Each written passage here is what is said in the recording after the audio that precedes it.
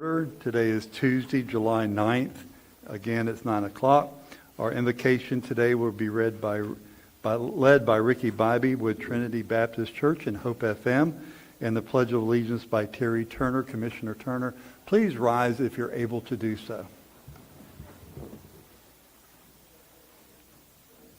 I'd like to start with sharing a scripture I read this morning from the book of 1 Timothy, chapter 2, verse 1. It says, "Therefore I exhort first of all, that supplications, prayers, and intercessions, and giving of thanks be made for all men, for kings and all who are in authority, that we may lead quiet and peaceable life in all godliness and reverence." Will you pray with me?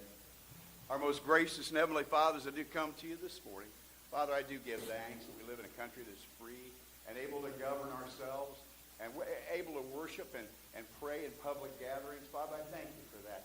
It's today that we pray over this gathering of folks that are in authority, Father, that I ask that you allow them to be led by the Spirit, and that, Father, they do so in peaceful ways, and we convey our thoughts clearly and in love, and for all folks. And I ask for a special blessing upon the families of those that are in authority today, the commissioners, and as they go home and they enjoy a peaceful life, and that we go home and knowing that you're in control above all and through it all. For it's in your holy and precious name that I pray. Amen. Amen. Please join me in the pledge. I pledge allegiance to the flag of the United States of America and to the republic for which it stands, one nation under God, indivisible, with liberty and justice for all. Thank you, Ricky. I appreciate that. The voice of Hope FM, 91.3 on your radio dial. And Commissioner Turner, thank you very much for the pledge. Next order of business will be our approval of minutes. The chair will entertain a motion. Mr. Chairman, I move that we approve the minutes as on the agenda. We have a Second. proper motion to approve both sets of minutes on the agenda. Proper second. Any further discussion on the motion? Hearing none, all in favor signify by saying aye. Aye. Opposed, like sign. The ayes have it. We're going to recess our Board of County Commission meeting, go right into call to order our Port Authority, and the next item is our regular minute meetings for the Port Authority. Mr. Chairman, I make that we approve the minutes for the Port Authority regular meeting from June 11th, 2024. Proper Second. motion, proper second. Any further discussion on that motion? Hearing none. All in favor signify by saying aye. Aye. Opposed, like sign. The ayes have it. Next on our agenda is our lease of the warehouse. Mr. Sullivan, do you have that? Yes, sir. Thank you. As you should have seen in your packet, we have received two offers to lease the second warehouse that is currently vacant at Port Property at 110 Port Road in Palatka, Florida. There was two offers, one from Victoria Marine. I believe they are present in the room, and also from NIS. I do not see them in the room. Oh, sorry, they are present. My apologies. Both have made offers, and I brought them both to you all for consideration, and staff will follow the guidance of the board, of the authority, I'm sorry. Thank you. Mr. Turner has a question for you. Yes, sir. Not a question, just a comment. I think that this is a very important step that we need to think about. This gives us the opportunity to bring in new economic development or aid in somebody that's already been a valuable member of our community for many years and has always tried to do the right thing. This commissioner would like to see the lease go to Victoria Marine because they've already are leasing our back warehouse from us. The only thing that I would like to request is after his 2-year initial term that he's offered on his renewals, that we get a 5% increase per optional year renewal after the first 2 years lease. So if he would agree to that, then I'm good to go. I want to give it to Victoria Marine. Thank you, Mr. Turner. Mr. Adams, that? Yeah, so I'm along the lines of what Commissioner Turner is saying as well.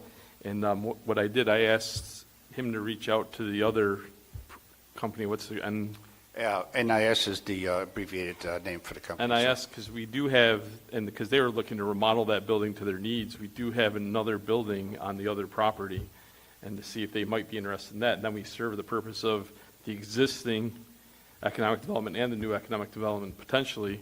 My understanding is there is some interest in that building from them as well. I don't know if it's the same interest level or anything, but I would be for the current user, like you're saying, and allowing the other user to potentially look at the building that needs considerably more work than this building. But if we could lease them both and that serves both purposes, that would be fantastic. Well, I just don't feel, Mr. If I may, You may- Mr. Chairman, I just don't feel like the other building would be conducive to Victoria Marine's Right. use because it's Yeah, right this is the beside other- the one the they're other already company, leasing. NIS, yeah. So, I'd like to make a motion that we accept the lease from Victoria Marine with the caveat that after the 2-year initial period, that it's a 5% increase for the 3 optional years. Proper motion on the floor. Second. Proper second. Any further discussion? Hearing none, all in favor signify by saying aye. Aye. Opposed, like sign. The ayes have it. Thank you. Thank you. All right, next on our thing is public comment on Port Authority item. Mr. Kennedy, you have a public comment on Port Authority item? Please state your name and address for the record, please. Patrick Kennedy, 673 3rd Avenue, Willac. I'm here on behalf of the other party. And I just wanted to let you know that there is interest in the other parcel. And one of my clients' primary concerns was the, I want to call them Keith Marine, were they ready to go? Because my client's interested in seeing the port develop as well. And obviously are ready to go, and so my clients was actually willing to withdraw subject to that understanding with Victoria. So appreciate your decision, appreciate your consideration of wanting a going concern to keep going, and our client is going to present something to you on the other property very shortly. Very much. Thank All you, right. sir. Thank you. for your comment. Okay, is there any other public comment on Port Authority item? Okay, is there any other general discussion amongst the board? Hearing none. Sam, are we ready to close down the port? Sam, any more business on the port? Thank you. We're going to close the Port Authority meeting, reconvene the Board of County Commission meeting, and go right into Heather Pogue with the 4-H. Bobby is going to take that today. Bobby is going to be here today, okay? Bobby, come on up. And we're going to fly drones in the building. Is that what I'm understanding today? I'm not sure what Liam has planned. Okay. I'm just here to introduce Liam to you.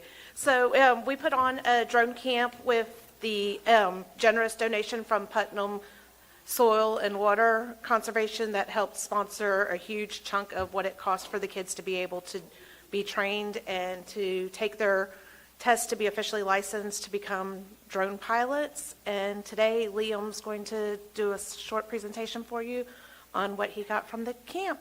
And he is officially licensed now. So here's Liam. Hello, Liam. Hi, I'm Liam Saylor. I attend the Crescent City Junior Senior High School, and I'm going into the 12th grade, and I'm a graduate of the 4-H drone camp. And I would like to thank the people who gave me this opportunity. Charles McGuire, who is the aerospace teacher at Crescent City High School, as well as the people like at 4-H for, putting on this program. And I would also additionally like to thank Miss Wendy and Miss Bobby for driving me and everyone else who took the program to Embry-Riddle to take the tests. I would also like to thank the Putnam County Soil and Water Conservation District for sponsoring the program. And I wasn't sure what to expect when I was taking the program, but the program was rather hands-on and interactive, both with actual activities we did as well as the lectures given in the class were also interactive. We did many activities, but one of the ones that we did near the end of the program was to test aerodynamics of a plane. and how the load factor affected the plane, like changing the center of gravity forward or backwards, and how that affected the plane.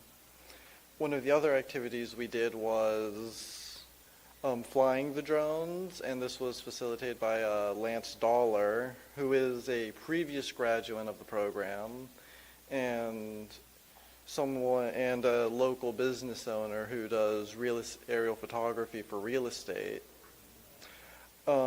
He's only a few years older than myself, and he has shown me some job opportunities that I might have in the future.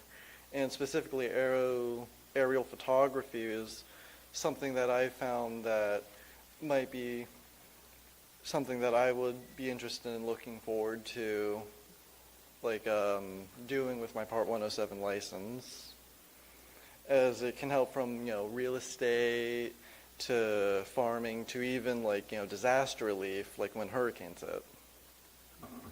And I've learned a lot of skills throughout the program, such as reading a meteorological aerodrome report, or a METAR, which is equivalent to a language that airports use to give weather reports, as well as reading sectionals and also a crash course in aerodynamics, which are also very useful for when operating a drone.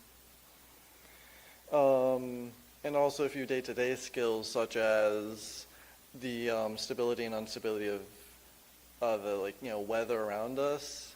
Today, I'd say the weather's rather stable. And I also had a drone before the program, and now I can actually use the drone, and I actually have it registered. It's a Ryuk F11 Pro, and now I can use this drone for commercial use, such as what Lance Dollar is doing, which is air photography for real estate. And I would also like to once more thank the people who gave me this opportunity. And I hope this program can help more people in the future get more opportunities like this and just enjoy the program like I did. And I would like to thank all of you for listening. Thank you. Thank you. Have a nice day.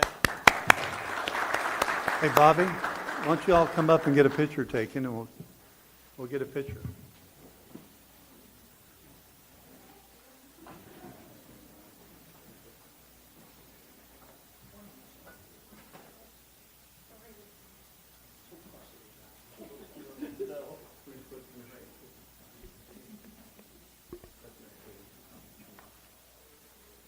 Get a little closer. All right, 3, 2, 1.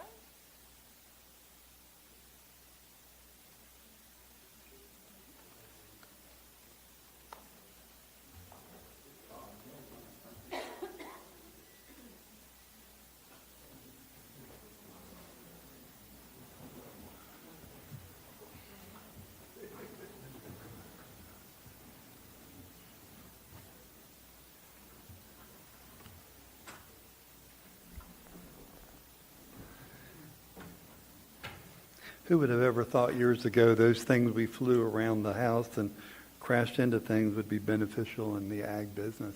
But they are. They're beneficial in lots of businesses today, so we appreciate it. Mr. Reynolds, the Honorable Matt Reynolds, you have the podium, sir. You have some recognitions. Yes, sir. Thank you so much for giving me this opportunity. Thank you, Commissioners, Mr. Chairman.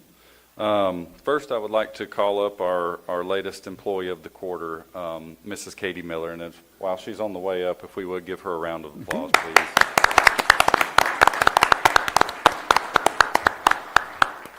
Katie, and if I could just take a brief moment to explain, Katie, again, these Employee of the Quarters and Employee of the Year are determined based upon their peers and what their peers submit each quarter on who they're recommending for Employee of the Quarter, and Katie got more than one recommendation, and the recurring theme was she goes above and beyond for her peers, and her unwavering dedication and support to the office are just phenomenal. So again, thank you, Katie.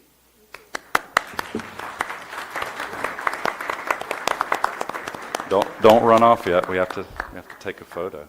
You want to get your picture? Bring your family up, too.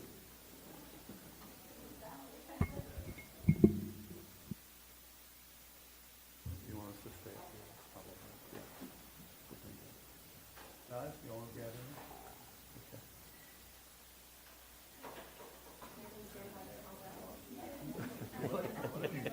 in? Okay. Wait a minute, wait. We're fixing to be. Where's Alice coming?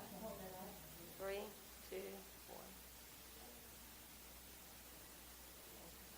Good deal. Katie, congratulations. Congratulations.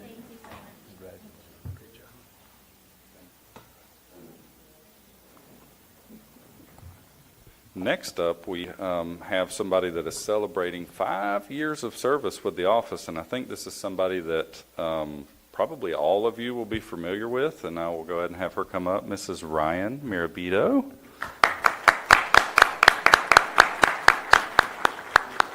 As you all are well aware, Ryan is truly dedicated to this county and especially to the clerk's office. So thank you, Ryan, for your 5 years of dedicated service.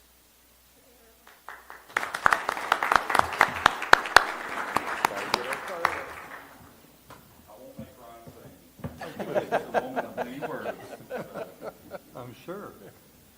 Come here, wait, we gotta get. Matt, you're just the most polished. Sorry. Are you I'll still step good? over here, There you go, sir. Chairman. 3, 2, 1. Congratulations.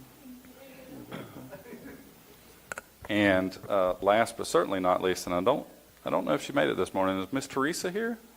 Kowalczyk? I don't see her. Did she make it? Okay, she didn't, Ryan. But just momentarily, I'd like to thank also for her 5 years of service to the clerk's office. So thank you, Miss Would you Teresa. like to bring all your staff up to get a picture? If they would like. Yeah, bring them. Everybody want to come up and take a group photo? There's some in the back there, too.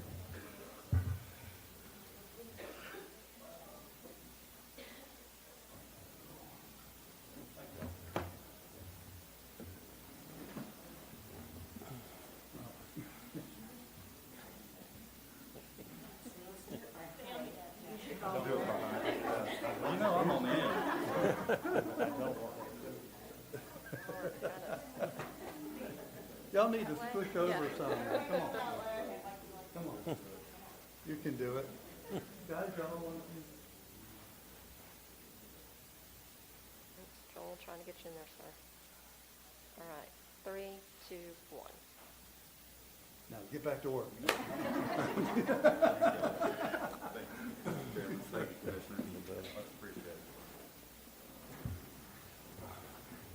Thank you, Honorable Matt Reynolds. And next is Lori Parker.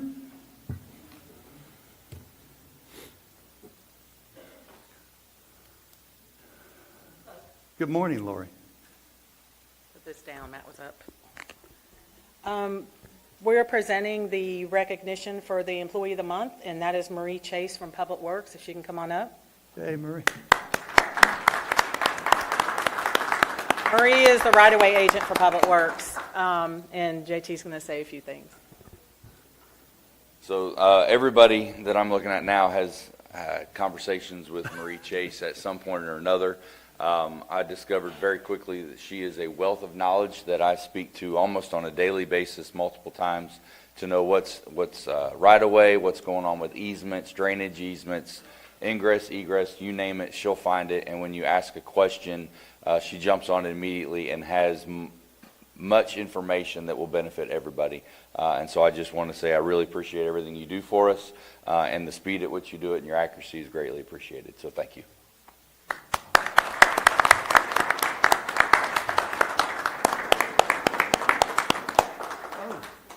I just want to quickly say that I'm really proud of our Public Works team. We have some really great people in Public Works, and I'm really proud to be a part of the team. I've really enjoyed it. Good. All right, come on down. You want to bring some of your people?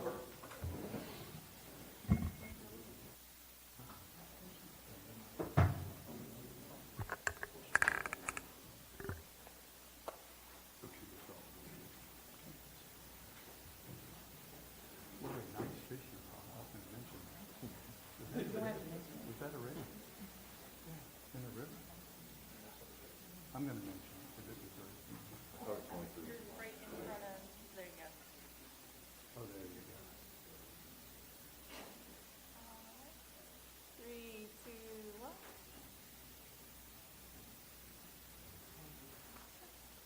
Thank you. Congratulations. Congratulations. And Miss Parker, congratulations on your big fish you caught in the river. Nice red fish.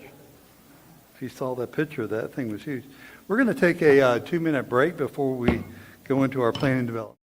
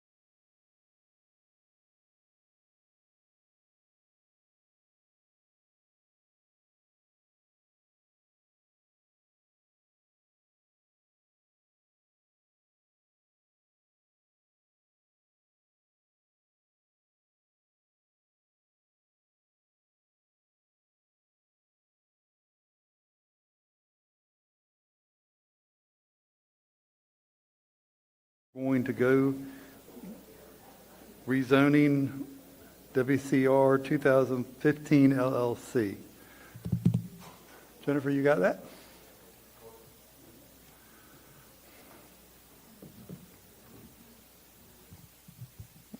Good morning. For the record, Jennifer Gasol. The applicant is requesting a zoning map amendment from residential to R2 and commercial neighborhood C1 to commercial neighborhood C1 to allow for a multi-unit retail or office space building. The applicant is WCR 2015 LLC. Agents are Jane White, Bridget Costello, and Elizabeth Riley. It's a 1.78 acre parcel located at 661 and 657 South Highway 17 in San Mateo. The purpose of the requested zoning map amendment is to rezone 1.78 acres from residential to R2 and commercial neighborhood C1 to commercial neighborhood C1 to allow for a multi-unit retail or office space building. The parcel is designated urban service on the adopted future land use map. The surrounding areas are mostly residential to R2 and agriculture. The two subject parcels contain approximately 230 feet of road frontage along South Highway 17 and approximately 270 feet of road frontage along Troop Road. The parcel does not appear to contain wetlands and is located within FEMA Flood Zone X, which is not a special flood hazard area. Should this rezone be approved, the applicant will then submit to Development Review Committee, DRC, to satisfy additional development requirements. The DRC will review plans to ensure the development is compliant with local, state, and federal development regulations.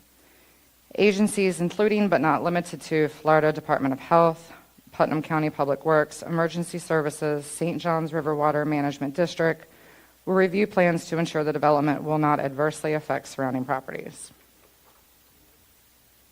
Our aerial view,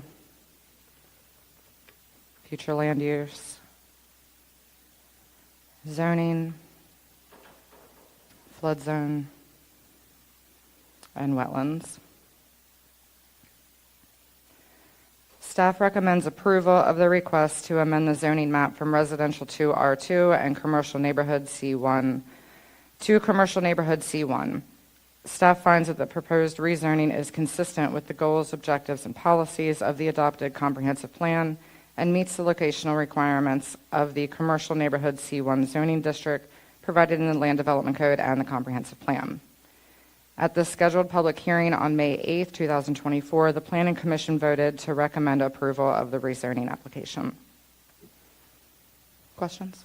Commissioners, any questions for staff? All right, then we'll close that part. Is the applicant here and wishes to speak?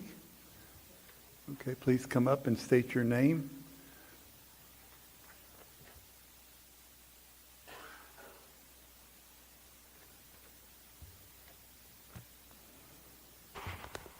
Good morning. Good morning. Thank you for hearing me. I'm Jane White, one of the owners of the property. If you could put that microphone right to you and your address. Okay, Jane White, and it is 661, 657, or 557, excuse me, County Road 17. And we're interested in redeveloping it, to rezoning it, so that we can put a retail center in there. And if it would be approved today, it would be greatly appreciated. Thank you. Thank you very much. Thank you. Would anybody else like to speak in favor of this application? I do have a couple cards. I don't know if they're against or in favor, but we'll go Miss Janice Wall.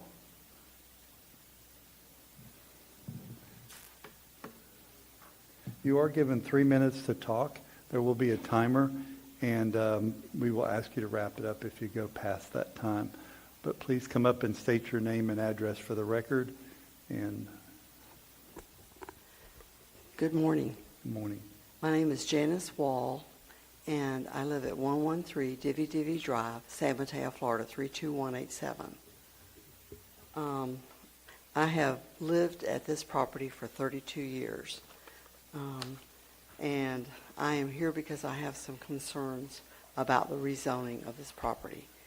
I'm concerned that in the future, if the rezoning takes place, that it could decrease the property value of my residential property. And I'm concerned that once it's rezoned to commercial, then it can be sold again and another buyer can come in and put other commercial properties on there, which could change the face of my neighborhood considerably. I'm concerned about the quality of life that I will have with additional noise and traffic in the area. Also, there is a natural ditch, and I didn't even know it was there until we had the first hurricane several years ago and had a lot of rain. And there's a natural ditch that flows between my property and the property next to it, which is one of the properties. And I'm really concerned that I did hear that it's not part of the wetlands, but it's very low property. When we built our house, we had to have lots of fill dirt put in to raise it up, and then we had to have a new drain field several years ago, and that also had to be built up. So we now have a pump station. So our property is built up now, and I'm concerned that if there's another property that goes in that develops this, that it could cause our property to flood when there's like major rainstorms and things. Thank you very much for your consideration. Thank you. Is there anybody else in the audience wishing to speak for or against? And we'll close the public part of that. Commissioners, what's your pleasure? Mr. Chairman, I move approval of zoning case REZ 24-000002 Second for discussion, I just have one We question. have a proper motion, proper second. Further discussion, Mr. Adamzak, you have the floor. This came before us before, didn't it? Right. And They this withdrew. eliminated the one lot, though, that was right next to, I think, her property. So given that, I think that it's adjacent to existing commercial properties, from what I remember, that they own as well. And that it gives them that buffer, that one lot that I don't think we felt would make sense.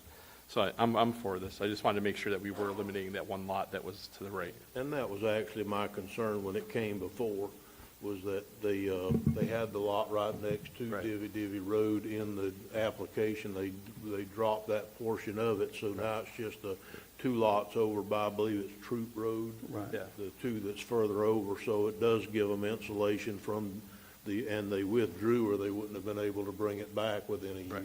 So they withdrew and redid their application. I just wanted to make sure I was remembering it right. But that was Mr. my Pickens, you have the floor. No, I just want to add to that is that I remember the case also, and that was our concerns, is that lot that was abutting Divvy Road, right? And that's not in this. And there was also, I think they were going for a little more intensive zoning to a C3. And so this is C1, which is definitely less intensive. So I'm in favor of this. All right, any further comments? Seeing none, all in favor signify by saying aye. Aye. Opposed, like sign. The ayes have it. Thank you very much. Next is our rezone of REZ 24-00003, Putnam County District School Board.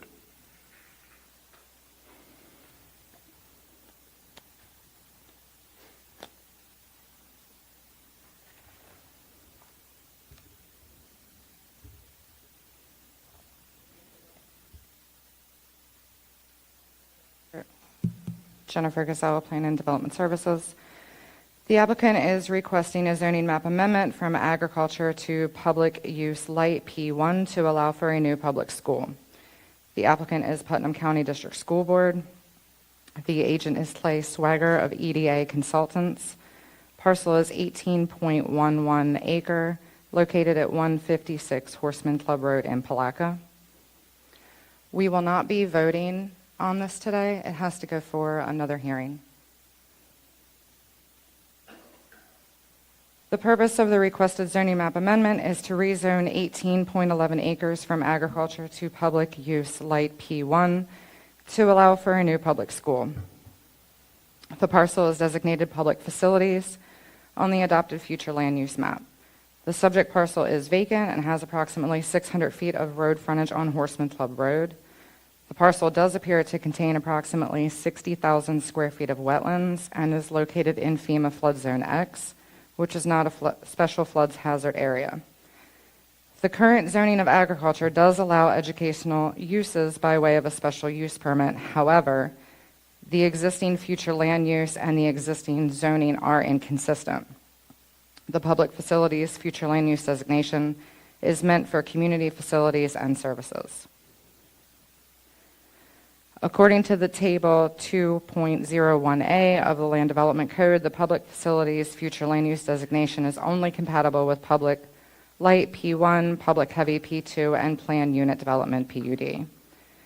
The previous school siting would have been classified as a type 1 nonconforming use as defined by LDC section 45-813. Nonconforming uses have provisions in place which allow for maintenance, repairs, and insignificant renovations to occur. However, any significant renovation, expansion, or redevelopment require the site to be consistent in regards to zoning and the designated future land use category. The only method of compliance for a new school to be built is to request an amendment to the zoning map to make the property consistent with the Land Development Code and the Comprehensive Plan. Construction of public schools by Putnam County School District are exempt from obtaining building permits from Putnam County. In addition, the Putnam County School Board is exempt from submitting development plans to the Development Review Committee. School building plans and site development plans are preempted to the Florida Department of Education and NEFAC for approval by certified reviewers specializing in the development of public school buildings. It's our aerial view, future land use, zoning, flood zone. wetlands. Staff recommends approval of the request to amend the zoning map from agriculture to public use light P1 as the proposed amendment is consistent with the adopted goals, objectives, and policies of the Putnam County Comprehensive Plan and is compatible with existing development in the area. At the scheduled public hearing on May 8, 2024, the Planning Commission voted to recommend approval of the rezoning application. Questions? I don't have a question. I do want to make a comment that what we found out a few months back is any properties over 10 acres, we have to come back for another hearing based on the state legislators. So that's why we're not going to be doing anything today with this other than setting a future date and time certain to hear this case. Mr. Turner, you had a question? That was my question. I thought it was only for PUD, so it's any zoning at all, Rich? The 10 acre, I thought it was only for changes in PUDs. So it's any zoning over 10 acres. I got you. Okay, that's all I have, Mr. Chairman. Thank you. Would the applicant like to speak in this matter or wait until the next hearing? Or both. Or both, yes, exactly.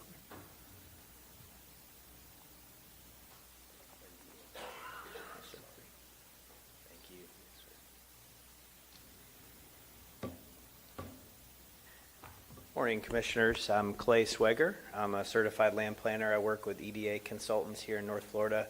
I'm working here this morning on behalf of the Putnam County School District. I'd like to give you a brief presentation. We've got representatives from the school district and the architecture and engineering team that's related to the school project, and just like to give you some information, answer any questions that you might have. Appreciate the chance to do that. So as you all are very aware, this property is located on Horseman Club Road, off of, between Krill and State Road 19. This property is approximately 18 acres in size, located at 156 Horseman Club Road. It was the home to E.H. Miller Elementary School for many years, serving the local community. It was closed between the years of 2020 and 2021, and as part of the Putnam County School District's 30-year revitalization plan, the district leaders identified action was needed because of the aging buildings and the conditions of the site to revitalize the site, bring a new school building online, and to better serve the public and the citizens of the county in this area. As your planning staff indicated, the property is zoned agriculture currently and has a future land use designation of public facilities. And county planning staff has indicated that the property does have the proper comprehensive plan land use designation of public facilities to support the school, which has been there for many decades. However, the property should be rezoned to P1, public facilities light, to match the public facilities land use designation in the comprehensive plan. So that's why we're here today. We're respectfully requesting a rezoning of the property from agriculture to P1 to make the zoning consistent with the land use designation on the property and to facilitate the school project that's moving forward. This is your comprehensive plan future land use map for the area. You can see the property outlined in red, in pink color, which is public facilities, which again does allow schools as a permitted use.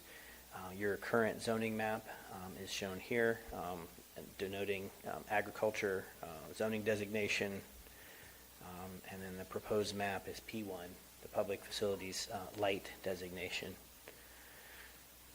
This is an excerpt from your land development regulations for public use light. I think it's important to differentiate between P1 and P2. P1 only allows light uses, light public uses, parks, recreation, schools, and so forth, not some of the more heavy type of uses that you might find that are public facilities. So it is intended to be associated with residential areas and to be compatible with those areas.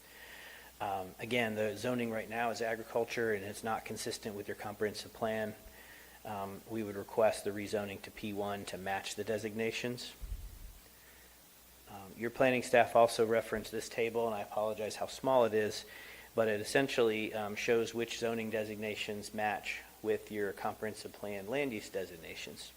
And so public facilities land use is the column on the left side, and as it indicates, only P1, P2, and PUD are the zoning districts that are permitted or that are supported in your comprehensive plan. So that's why we're requesting the less intense option that would allow the school facility. So there are several requirements in your land development regulations. Certainly won't go through all of those unless there are specific questions, but the application has been filed in a timely manner.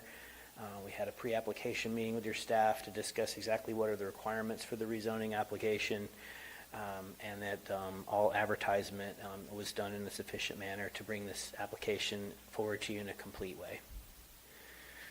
There are several items that are required, including legal descriptions, information about the property owner, the description of the request, maps, and the intended use of the property, which of course we do know is it's a school site. So all of that information has been provided to you and your professional staff. This application, the rezoning request, is consistent with your comprehensive plan. As I mentioned, public facilities land use map designation is on the property currently. There are several categories or types under public facilities for community facilities and service types. A school is under type 1 underneath public facilities land use. And so the use of this property as a school is consistent with your comprehensive plan and the designation that's been on the property for a good amount of time, and that proposed P1 zoning will be compatible and will implement your comprehensive plan. There's been a lot of work on this property and this project to bring it forward. From the school district themselves, obviously project funding has come forward. It is consistent with their long-range plan that has been part of a public process. They've also taken the opportunity to reach out to the public and neighbors in the surrounding areas to discuss the school project, answer questions, and communicate, even as recent as between the Planning Commission meeting about a month and a half ago and today. So they're making the effort to make sure everyone's aware of the project and answer questions. The Northeast Florida Educational Consortium, the NEFEC, is the agency that provides a review for building permits and issues those approvals for the school board. So while the county building department doesn't issue those building permits, they do get those permits from that agency in a very rigorous review process. Putnam County has issued fire marshal approval for life safety for the project. Public Works for your county here has issued a right-of-way use permit, which includes road improvements to Horseman Club Road, including turn lanes, and I have an exhibit I'll show you in just a moment. The St. Johns River Water Management District, there are some wetland areas on the property that have been delineated and fully protected, so there will not be any environmental impacts, and also a stormwater system to provide proper treatment of runoff that's generated from the school property has been approved by the Water Management District in their ERP. And the City of Palaca and FDEP have approved upgrades and updates to the utility system, including connections to water and sewer and so forth. So there's been a lot of work in the background. This piece on the rezoning is one of several items that have been moving forward. So I wanted to give you an overview of where we were. Also, there were some questions about traffic and transportation through this process, and so again, we don't have the site plan here for you today for approval per se, but I did want to give you in the public an update.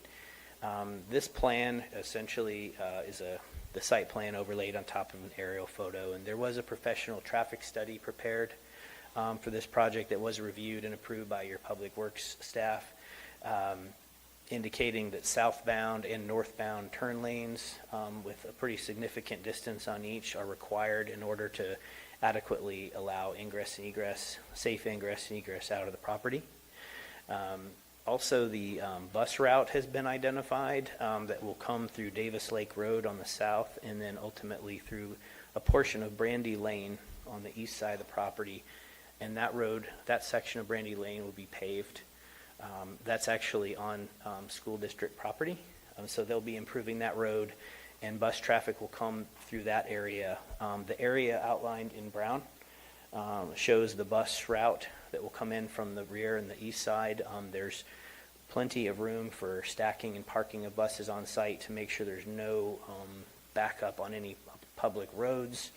Also in yellow, back to the west side, this is for parents dropping off and picking up. There's at least 80 stacking spaces on the property, so there's plenty of room for cars to come in as you're dropping off and picking up your kids to make sure that there's no issues with safety on the road out on Horseman Club Road. So, and there's also almost 240 parking spaces. There's been a lot of work on behalf of the school district to make sure they bring a plan forward that will adequately serve the property and do it in a safe manner as far as transportation is concerned.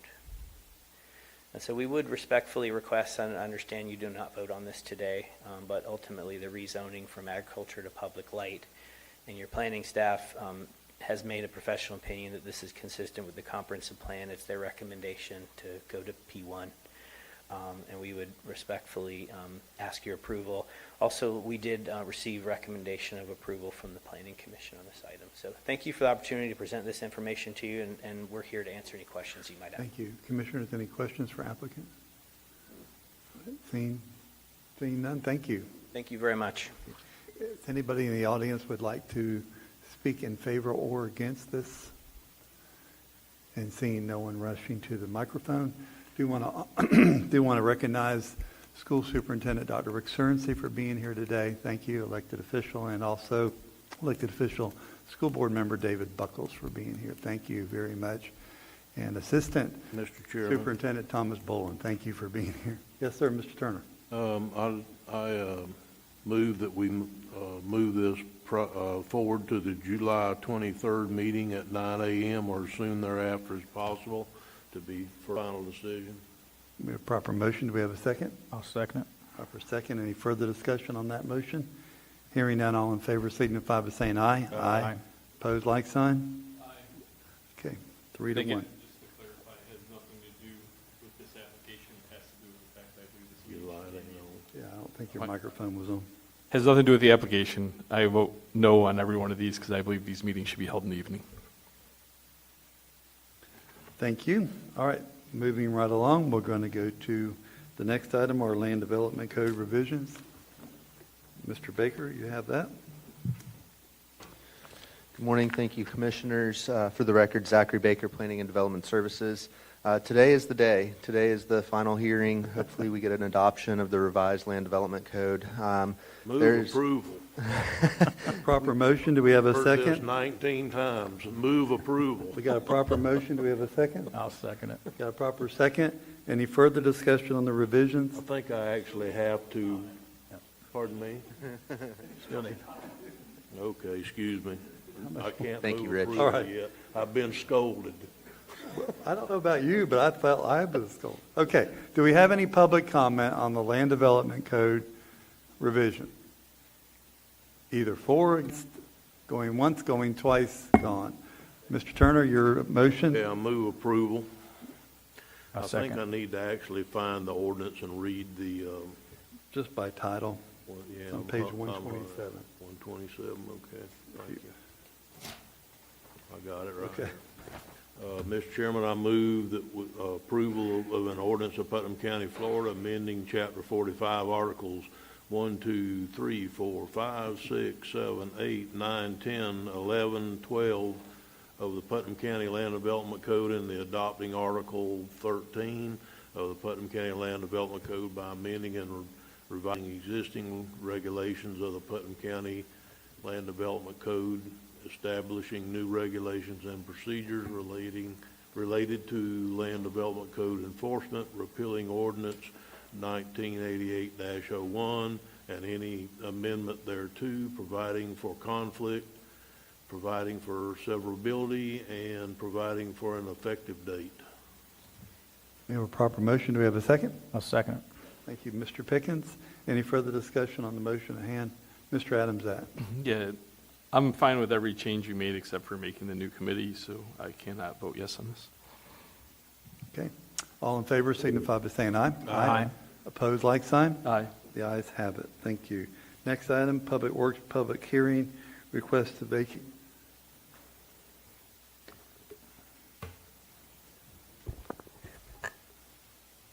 Hey, Zach, did you actually write that last resolution that had a 2-page heading on it? Just for the benefit. I don't know which one.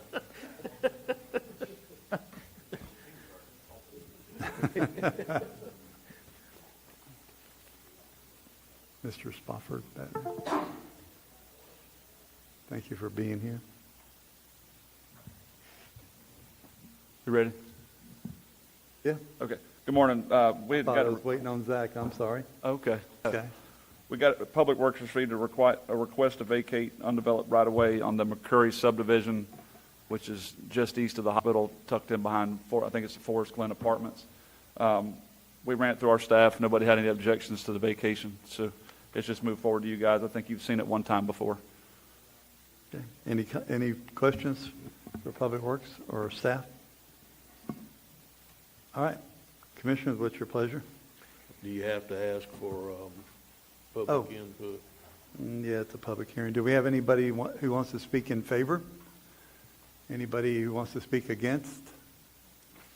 And going once, going twice, gone. Thank you. Mr. Chairman, I'd like to approve a resolution of the Board of County Commissioners of Putnam County, Florida, vacating undeveloped rights of right-of-way in the McClary subdivision in Palatka in accordance with Section 336.09 Florida statute, closing and abandonment of roads authority, and Section 336.12 Florida statutes, closing of abandonment of roads, termination of easement, and conveyance of fee. Second. We have a proper motion. We have a second. Is that right, Mr. Adams? Yes, sir. Thank you.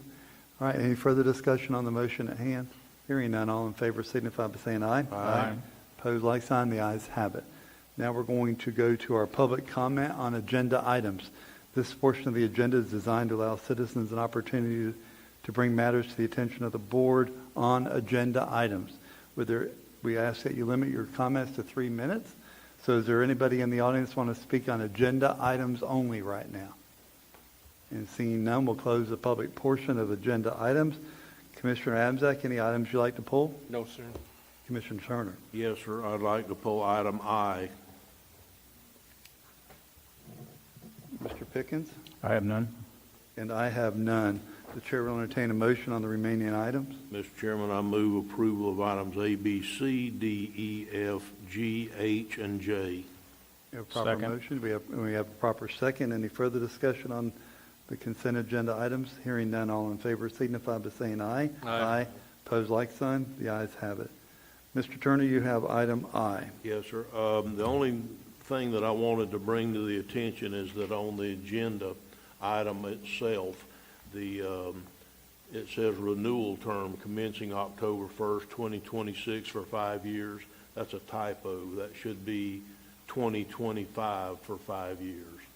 And then just, I think in the contract it states it correctly. I just wanted it brought to the attention that there was a typo on the agenda item, and that for our first year, which would be starting on October 1st, 2025, there will not be a CPI increase in that amount. It would only be on the end of the first renewal year. So at the start of the second year, that would be when the not to a maximum increase of the CPI or 4%, whichever. And with that being said, Mr. Chairman, I move this agenda item. We have proper motion. We have a second. We have proper second. Any further discussion? Hearing none, all in favor signify by saying aye. Aye. Opposed, like sign. The ayes have it. Thank you, Mr. Turner, for pointing that out. Next item is our codes enforcement. Chris, you're not Thomas? Is there anybody in the audience that has a code case listed here? Okay. But 2 people. What number are you, sir? He's number 1. Number 1? Okay, hang on. And you, sir, are, what number are you?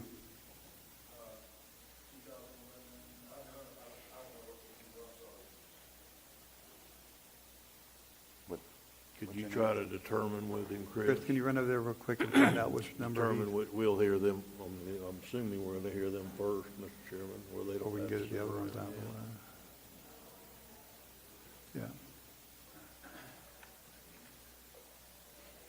me is number 2. Number 2? So they're in order right now? All right, go right ahead, sir. Okay. Good morning, Commissioners. I'm Chris Capola, filling in for Tom Moore. The code case is 2007-34, address 118 Bryan Road, Interlochen, Florida. Property owner's name is William Mercer. The violations were permits required for a mobile home and demo. Original fine amount was $152,862. The tax surplus received was $1,079.45. Total cost of enforcement action was $1,684. The property owner has recently purchased the property. The property is now compliant and the owner is requesting a fine reduction. We are requesting approval for the fine reduction and requesting approval for the use the tax surplus received for $1,079.45, which would bring the total still due to $604.55. If the board approves, we recommend reduced fine to be paid in 90 days. Okay, the applicant here would like to speak on that. Please come forward and state your name.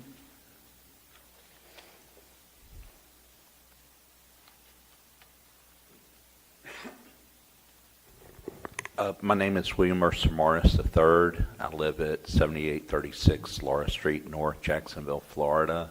I purchased this property at a tax deed sale approximately 1 month ago. I was not aware of the code violations on the property. It was a common name on the civil search. I received a letter shortly thereafter. Immediately I contacted code enforcement, worked with the office to determine how I need to rectify the situation. I went out to the property, cleared another property that was not adjacent to this property to give benefit to code enforcement, took before and after pictures, sent it to code enforcement. I have since not only cleaned a homeless encampment that was sitting on the property. The mobile home was prior demolished by the prior owner, but the homeless were sitting on this property. There was a little bit of a crime wave in the neighborhood because of this. I've wiped the property clean, cleared up the vegetation growth, and has since got a contract on the property for sale of the property, and they're going to be fencing the property to reduce further compliance issues. Thank you. Thank you, sir. Commissioners, what's your pleasure? Mr. Chairman, I move that we reduce the cost to $1,684, of which the tax surplus of $1,079.45 be used towards that for a remaining balance of $604.55 if it's paid within 60 days. Second. And that's 60 days, right? Okay, good. And we have proper motion, proper second. Any further discussion? Hearing none, all in favor signify by saying aye. Aye. Opposed, like sign. The ayes have it. Thank you, sir, for that. Next one, Chris.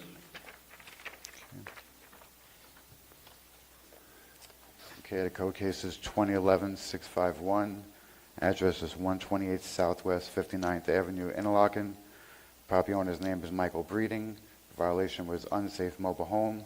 The original fine amount was $7,797. Tax surplus received was $2,189.57. Total cost of enforcement action was $5,498. The property owner has recently purchased the property. The property is now compliant, and the owner is requesting a fine reduction. We are requesting approval for the fine reduction and requesting approval for the use the tax surplus received for $2,189.57, which would bring the total still due to $3,308.43. If the board approves, we recommend the reduced fines be paid within 90 days. Thank you. The applicants here would like to speak. Please come up.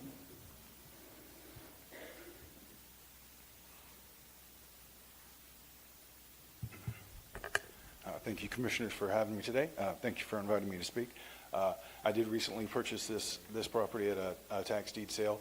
I need your name and address, I'm sorry. Apologize. Michael Breeding, 1774 Treeland Avenue, Middleburg, Florida. Recently, over the course of the last 2 years, I've purchased about a dozen tax delinquent properties in the county.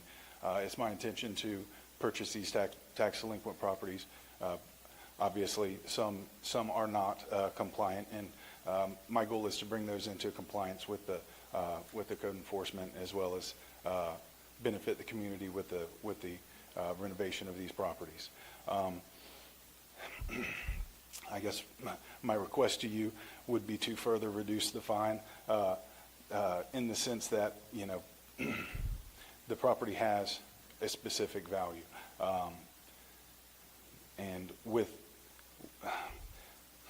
okay, so I see somewhat of an issue with the process of code enforcement, because the penalties and fines are used as a tool to bring non-compliant properties into compliance. But once you reach a certain point with these fines and penalties, the property owners do not come into compliance, or perhaps they pass away or lose the property to a tax deed. These fines and penalties make it almost impossible to bring these properties back from a blight condition. Investors don't want to touch them.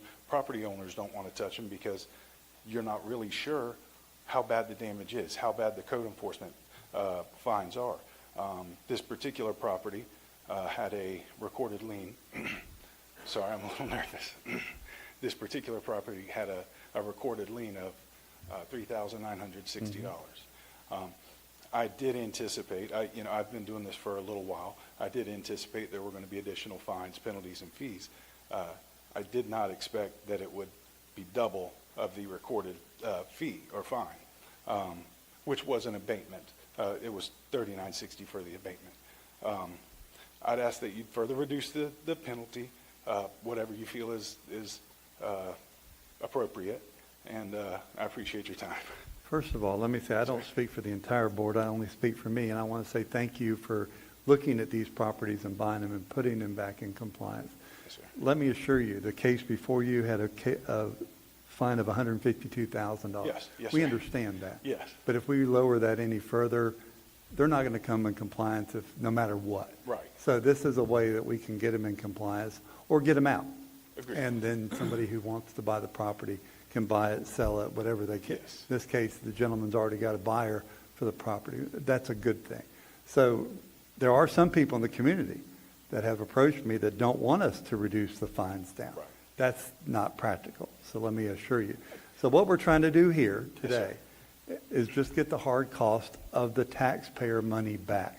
This is money that the codes enforcement put out.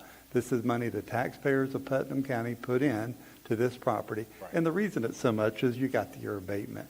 You know that. So that's why that's one's a little bit higher than the most of them. Right. Most of them we try not to abate. We have been trying to put those out for surplus and let people clean them up or abate them themselves. But in this case, we abated this one. Right. So that's the case. So, Would but we'll see what the board wants to do from here out. Commissioner, what's your pleasure?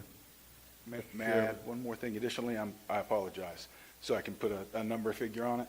May I ask that the board would consider to reduce the cost to the $39.60 that was the recorded lien on the property, the cost of abatement? But again, that's taxpayer money that's spent to clean that property up. How do I tell the taxpayers you paid for something and you're not going to get it back? I would like to repay the taxpayers. I would just like the fines and penalties that were assessed to the previous owner reduced from that total. That's the pleasure of this board, so we'll see what they want to do. I Mr. appreciate Turner, y'all's you were made consideration. motion? Thank you. Well, somebody recently told me that when you're asking for something, you may as well swing for the fences, because there's only one way of knowing that you're not going to get it. Yes, sir. And that's to ask for it. But that would set a precedence that I'm unwilling to set. We've been doing it for a lot of years, and we haven't varied much from it at all.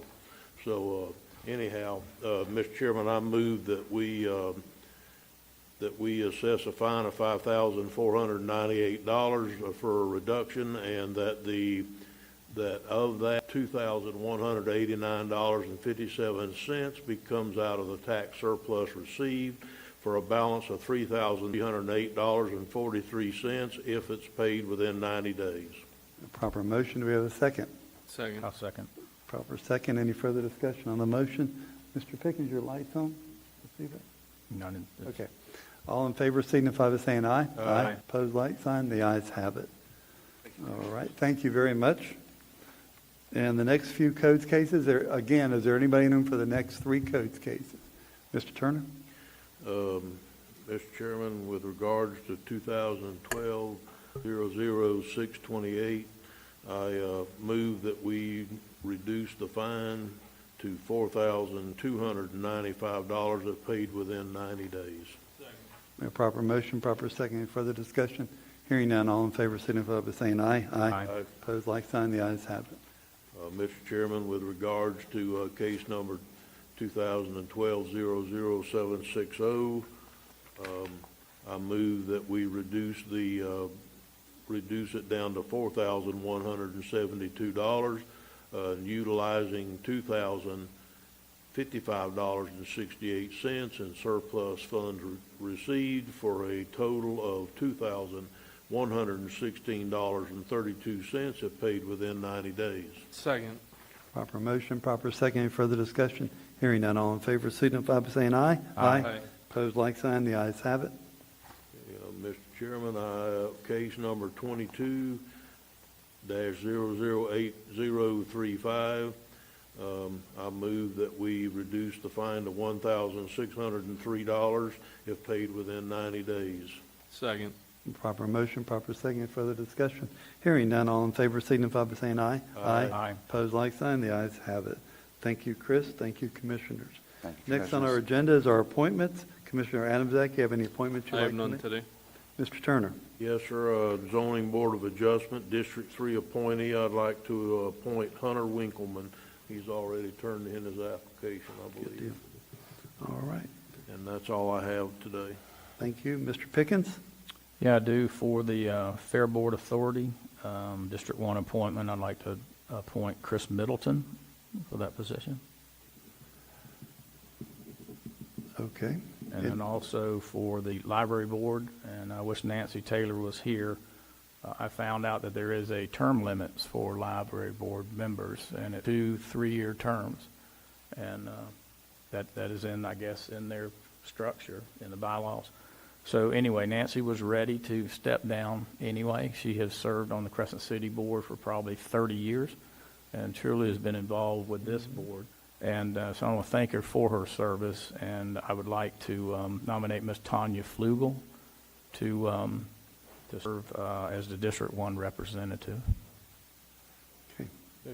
Mr. Chairman, may I ask a question? You may. Are there any other boards that we have term limits on other than the Library Board? We'll have to get back to you on that.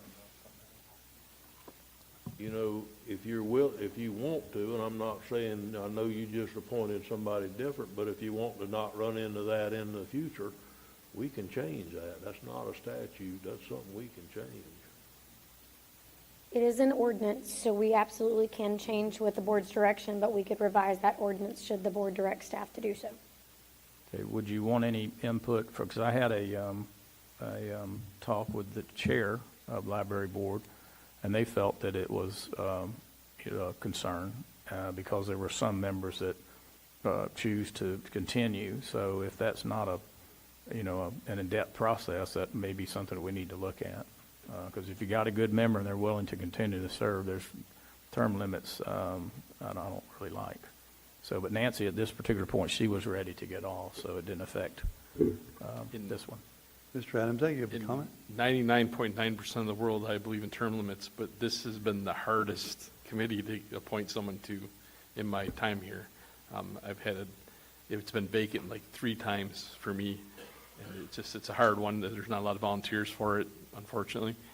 So yeah, I would support that as well if we want to get that done. So I think by consensus, I think you got 4 people sitting here right now that would like for some type of a relook at the ordinance to see about that and bring that back soon, because I was going to make one today, but I'm not sure mine would qualify either. So if you can bring that back as soon as possible.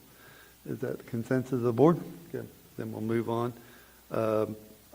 So I'm going to put mine on hold, and everybody's been taken care of. So next we'll go to our new business, and I want to move down. I want to change up some things first and go to item C first under new business. Administration, if you'll handle that for us. Sam, where you got that? Okay. Sam Sullivan for administration. Mr. McLean Wisbeck will be joining me. An opportunity has presented itself to seek for some funding to install electric vehicle charging stations in our community. This would be through federal funds. The source is in question whether it's going to be U.S. or Florida DOT. We're working on that. We are coming before you at this time to get the permission to establish a private-public partnership with BEC to pursue these funds in accordance with Florida Statute 255.065. We do have an interim agreement that is under review with our attorney at this time, and we'll bring it to you once it is being approved through the legal system. The reason for us coming to you now is that we have a very short time frame to apply for these funds. The deadline is August 28th. There is a considerable amount of work and research that needs to be conducted. We have actually already started, but we would like your permission, the board's permission at this time, this blessing, to get started with this work, contingent on the interim agreement being adopted, hopefully at the next meeting. Mr. McLean, do you have anything you would like to add? Yeah, Wayne McLean, 285 West River Road. I think this is a good opportunity for us to look into it, and especially with after the attorney's approval. I think it'd be good for the county, and it'll give opportunity for BEC to be more involved. So it's a lot of I's that need to be dotted, T's crossed before we go down the road, but certainly hope the commission would allow us to look at it. Well, I want to say I think it's a great community partnership that we can go after, and BEC Automotive Group has always been a Class A standard people in our community, and anytime we can be of service to our citizens in this arena and enter into a fine public partnership with such a reputable firm, I think we should. Mr. Turner, you have the floor, sir. Yes, sir. I just wanted to say that the only thing we're approving today is the concept that we're going to team up with a private entity to try and do something good for the community. That's all we're doing. We're not saying we're going to give them any money. We're saying we're going to do everything we can to join forces with them to look for ways to improve the community. I don't see any loss or any way you can even bend that into a loss. So, Mr. Chairman, I move approval. We have a proper motion. Do we have a second? Yeah, second I do have a question, though. Yes, Mr. Pickens? What kind of time, is there any idea of a time frame of the process of applying and then complying and then getting an answer of whether this will move forward? The application are due, the deadline is August 28th. Right, that's what you said yesterday. However, when would the decision be made and the funds be made available to us? That is pretty much a gray area at this time. We don't have that answer. Prior experience with the federal government, it could be possibly a year. Okay, thank you. That's all I have. Mr. Adams, that? What exactly are we approving? Excuse me? We're just approving having a partnership? Yes, and then we'll work. That's what the motion was. We're That's going to it? have a partnership to look for grants. Okay. Okay. All right. Any further discussion? All in favor signify by saying aye. Aye. Opposed, like sign? The ayes have it. Thank you very much. Thank you. Okay, go back up to administration. Item A, Animal Rescue Consortium. Who has that? Julianne? Yes, sir. Hang on just a minute. Hang on. Thank you, Chairman. We're here today. We were reached out by the ARC, the Animal Rescue Consortia, and updated that the USDA grant for which we were hopeful to find some funding from has been placed on hold. The ARC has continued to work, and they do have a quote that they provided to us which shows an estimated cost of $102,000 plus some change, and they're now working to seek some alternative funding sources to move forward with the initiative because it is something that ARC is still wanting to provide for the community. The county, when we heard this prior, made their funding contribution contingent upon receipt of the USDA grant. And at this time, ARC, knowing that that funding is not available, is asking the BOCC to make their funding not contingent upon the grant. And so ARC is here today to ask you for that. Okay. Mr. Adams, you have a question? Yeah, I thought we had another contingency on the number of spade or neuters they would do a year or something. Didn't we have something like that in there as well? So we had a promise of deliverables, but not contingent upon the upfront funding. The upfront funding was to purchase the trailer, and then for that funding, right, for your transaction, they came back and said we would have some minimum threshold of. It was like 274. I don't remember what. I think you guys. Okay. All right. I think it was 274 dogs or cats or something at a reduced fee or something. That sounds high to me, Commissioner. Oh, maybe. I don't know where 274 came from. It just is what Okay. I remember. I just don't want to promise you. That number sounds real high to me, so I don't want to promise I'd like that it to be number. 274. Maybe you want it. Yeah, right. You're going to negotiate for it. But the deliverables or the promise of the services rendered was not contingent upon the funding, because the funding is an upfront cost that they need before that. But it could be now, though, right? If there is no alternative, could it be part of contingency now if we said? So the only way you would make it part of the contingency is if you paid per spay or neuter. I got you. Right, Okay. because they're trying to get the money on day one. Right. That's their request. The request is the money on day one, and then they have committed to doing X number of services for the community. Okay. At what, and I think they had some buy-in, like the citizen had to pay a small fee, that kind of thing. And I was just comparing it to what we did for a different agency with Sure. the bed nights and all that stuff. Thank you. Any further comments? Please come up.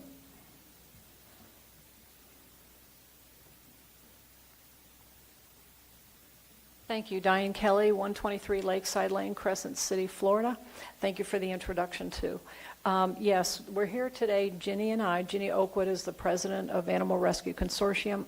We're back here today because you may recall that we did present to you recently on a couple of occasions that we were pursuing a grant with the USDA for a fully equipped surgical trailer for Putnam County. That would be our first and only fully equipped spay and neuter portable capability. And when we presented, we did say that we were hopeful, we were pretty positive about a grant from the USDA, but we did not know for sure that that was going to come through. And that grant would have been 75% of the total funding request. We asked for Putnam County to fund some of the balance. We asked for $25,000. That was contingently approved. We've also been to the municipalities. We still have a little bit of work to do there, but we are making tremendous progress with them, and I can give you an update on that in a moment. But because the USDA grant has been delayed, and it's all the rural development grants, according to the USDA, were delayed out of Washington. The funding was not approved for this year, even though they expected that it would be. And so the thing that we can do, we're still in the hopper for next year's consideration, but we can't wait. This community is in dire need of a spay and neuter capability. We see it every day. There's a lot of suffering out there. A lot of folks are very much struggling with the finances to do these services. We do not want to wait. It's not the right thing. So with that, Ginny had mentioned in our last meeting here that if for any reason the USDA grant did not go through, we would have a plan B or C. We would find a way to offset that. And we do have a donor. We have an anonymous donor who is donating $50,000 toward this capability. And we feel very confident about the vetting of this donor. We also, as far as the municipalities, since we met with you all, we've also been meeting with the municipalities, and where we are currently is, number one, Pomona Park is designating $5,000.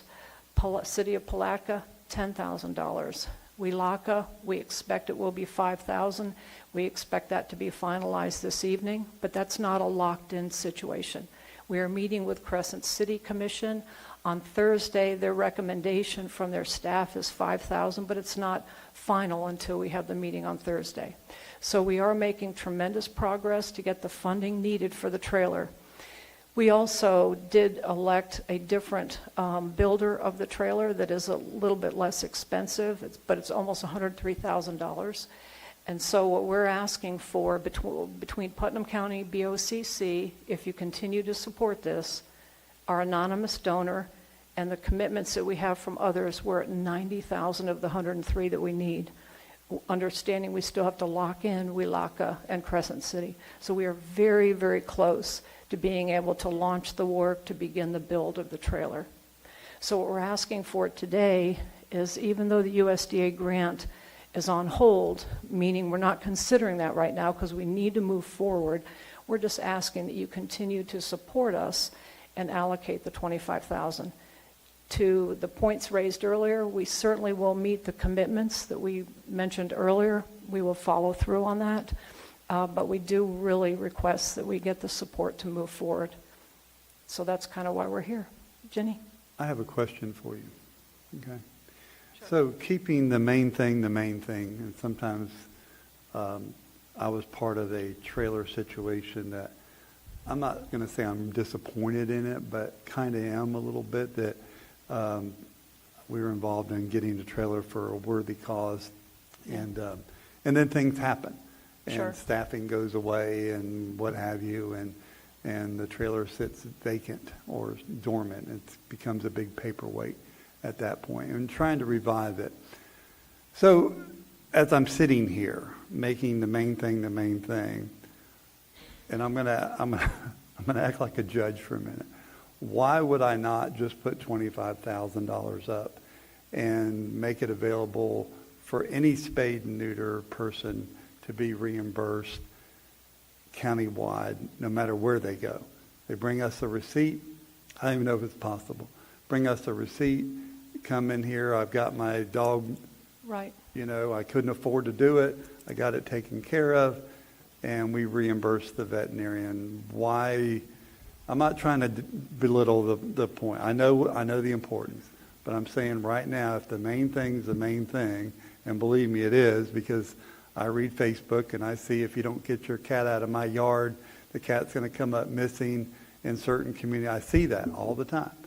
So Sure. Why would I not be a part of that versus the other? And that's just me asking you. Yeah, and it's a very good question. And I think another commission did ask the same question. And the way I responded, which I firmly believe, is when we talk about paying or reimbursing somebody or making sure somebody can have their dog or cat spayed or neutered and allocate the funds that way, it's not as proactive as having a capability that can give and give and give on a continuous basis.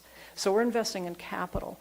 This is, I don't want to say a gift that keeps on giving because that's kind of cliche, but it truly is. So it's investing. So $25,000, you might be able to help spay and neuter, I'm being hypothetical, let's say 1,000 animals.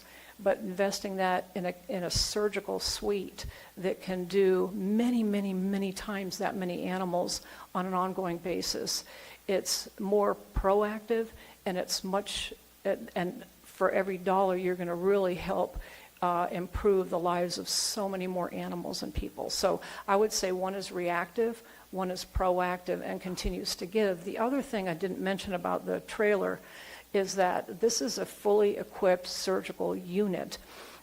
We don't expect to stop with spay and neuter. People who have a dog may have a laceration. Down the road we expect to expand.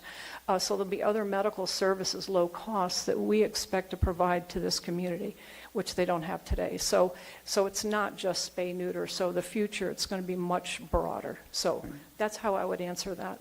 Thank you. Mr. Okay. Turner, you have a comment? I have to agree with the chairman on this. I really do. I made the motion, if y'all remember last time, to do what we did, and we tied it to the grant because I don't believe in giving taxpayer money to charity. I don't believe in that. I think that people should decide what charities they want to give their money to, not pay it to the government, and we get to select charities. But I did go along with that because it was part of a program, part of a grant, part of a deal where we knew it was going to happen. I'm not going to be able to support this today. And it's going to be for the same exact reason that the chairman just came up with. I believe that we would get more bang for our buck by giving certificates out to the people that pays a part of it. I don't think that we should give you free spay and neuter. I think we should give you a certificate that gives you half price or 3/4 off spay and neuter, and that you should be involved in it to some degree on your own. I have a different view of spay and neuter than some of y'all. I was told not too long ago that part of your group was trying to make it to where everyone in Putnam County had to spay and neuter their dog or get a fine, or if they didn't, then they would have to go get a permit in order to have a dog that wasn't spay and neutered. You may as well come after my guns if you come after my hunting dogs and that I can't breed them, or somebody's working dogs. I know of a family that's for the last 80 years has had a line of working dogs that they've bred for 80 years. So we're going to tell them that they've got to now have a permit to go in and breed their working dogs, or spay and neuter them, or they could get in trouble for that. Well, I can't get there. I'm sorry. Can I comment on that, Yes, though? ma'am. All right. Number one, on your comments that you raised, that's not really directly related to the trailer, but the one about spay and neuter requirements or fines, et cetera, that at this point is just people's thinking. It's nothing set in stone. We're not planning necessarily on moving forward the way that you describe it. But there are situations where counties, like Putnam County, does need to do some work regarding people's accountability for their animals. It doesn't mean, even if we tried to go a route to say, hey, there's some reasonable expectations that folks should take care of their animals and get them spayed and neutered, but there are always exceptions to that, like what you're mentioning. That's a very reasonable exception. Us giving you $25,000 for a trailer is not going to make people more responsive or more, or make them want to do the right thing more than they already are doing it right now. That gives an avenue for people to go get it done. But it's, in my opinion, right or wrong, in my opinion, I believe that the people are going to spay and neuter are going to spay and neuter whether you do it or not, whether you give them a trailer, and the trailer may work fine. But like Commissioner Harvey said a few minutes ago, he's involved in another trailer deal. I think it's the dental one, isn't it? Yeah, the dental one. They put up a bunch of money. They got a trailer. Everything's gung-ho. It sits out there because they don't have a dentist. Yeah, I don't think that's not what we're talking about, though, here. And here's what I will say about spay and neuter. There is a very large contingent of our population in our county who do not get their animals spayed and neutered, and it's not because they don't want to, it's because they cannot afford to. We deal with it every day.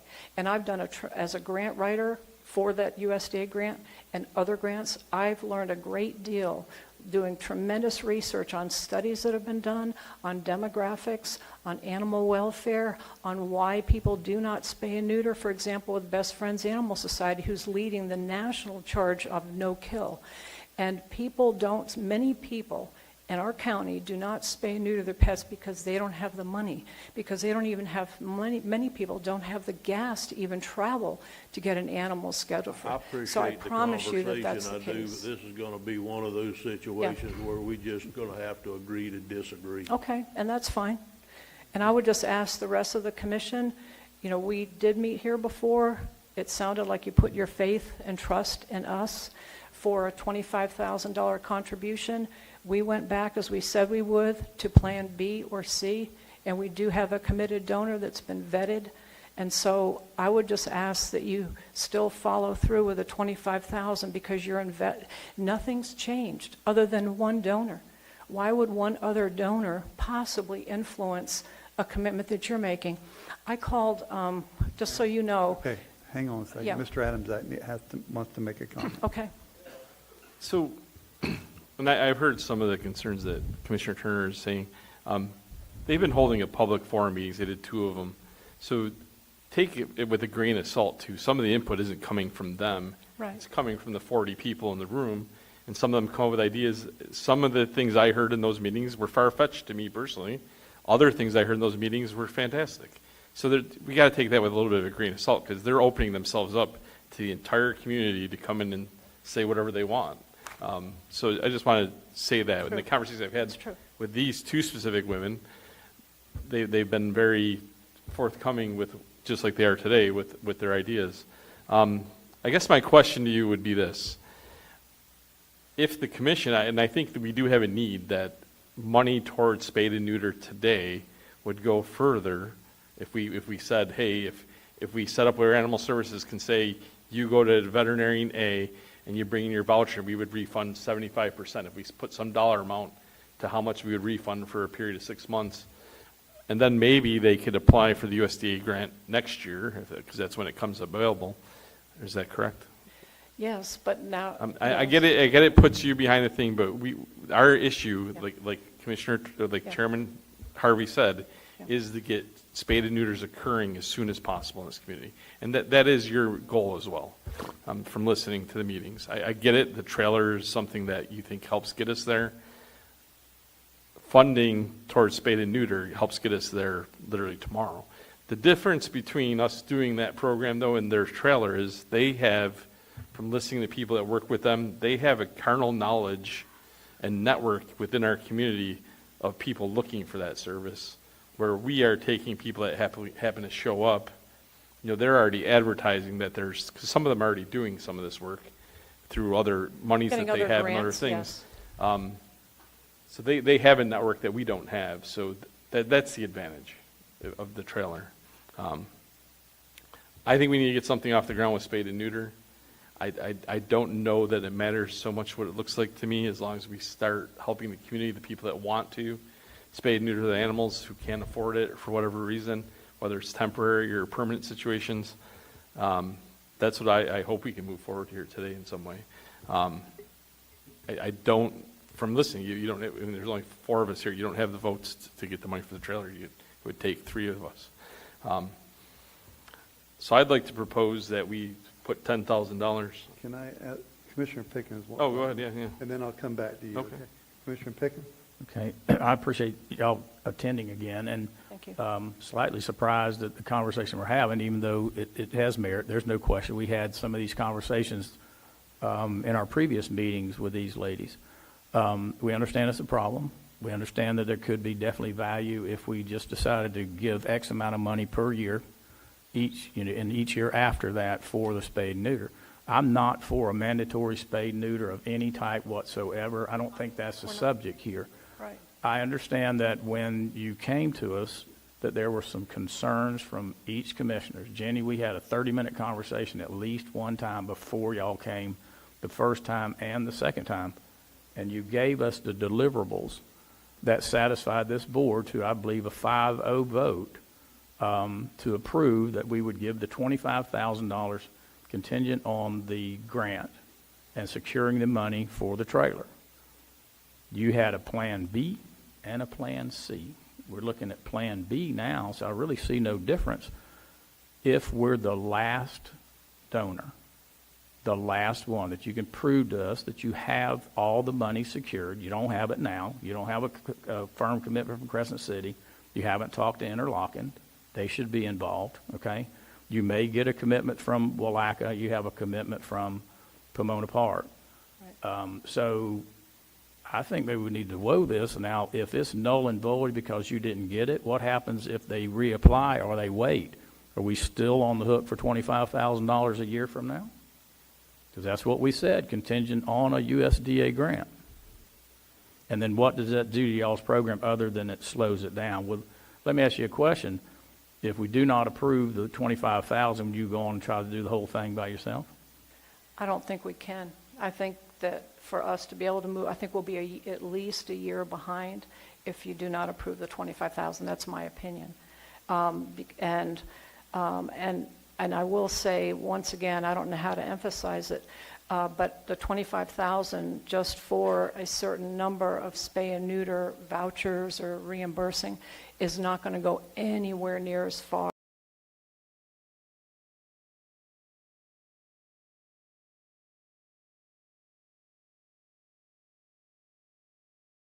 behind yet another year. We're the only county other than Bradford and all these surrounding counties who don't have this capability.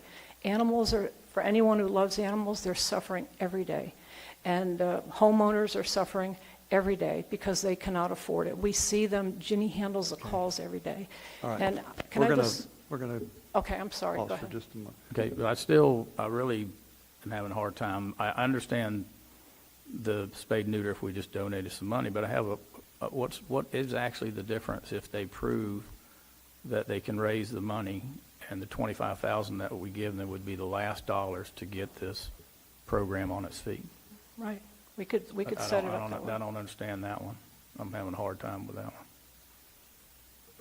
So what you're saying is if they postpone this conversation, go out and talk to the others, and then come back to us, would that be? I think we need to consider that because we've already made a commitment to them that they would get the grant, if they got the grant. Well, they didn't get the grant, but she did say a Plan B. Now, we didn't say contingent on Plan B and C. We said on the USDA grant, which didn't happen. But I at least think we ought to give them the opportunity to go and secure the money and come back to us and say, we have the money. Would you give us the $25,000? Because I do believe that the program will work, and I do believe the program will be more beneficial than just throwing money at it, which I'm not opposed. If we want to propose some money today, I'm okay with that too. But I still think that just changing our minds of supporting them just because they didn't get Plan A and they have a Plan B and it seems viable, and if they don't come back in a month or so, then it just didn't work. Or they can wait till, a year and reapply for the USDA. Okay, before I go to Mr. Adamczak, I do want to ask a question to our staff. So in my thought of mind, and please, I support spade and neuter, not mandatory. Staff, my question is simply this. Let's just say, for example, that the board is concerned and we put $25,000 into a voucher program. Couldn't this organization technically earn that by doing spade and neuters and giving us, Sure, you can set it up any way you want. We can do any, right. Go ahead. Right, so you could do a reimbursement for services rendered, essentially would be what you were doing. So the- You can put parameters on who would qualify, Putnam County citizen who utilizes the services, and then they could, for a set price of some sort, or at least a max not to exceed per service. And then they would then get payment, much like you do for the Lee Conley House, right? They get, they can submit to us an invoice that says that they've housed X number of individuals for X number of nights, and then they get the contribution from the board. Well, I guess my thought was, they could compete for all 25,000 in my mind, but it would be throughout the county, so somebody else, they might only get 18,000, they might get 15,000 because 10,000 went to other providers. I'm just saying, if we want to hit the ground running and take care of the main thing, then they still have an opportunity to compete. The money would still be there. Can I just? Mr. Adamczak was first, and then Mr. Turner.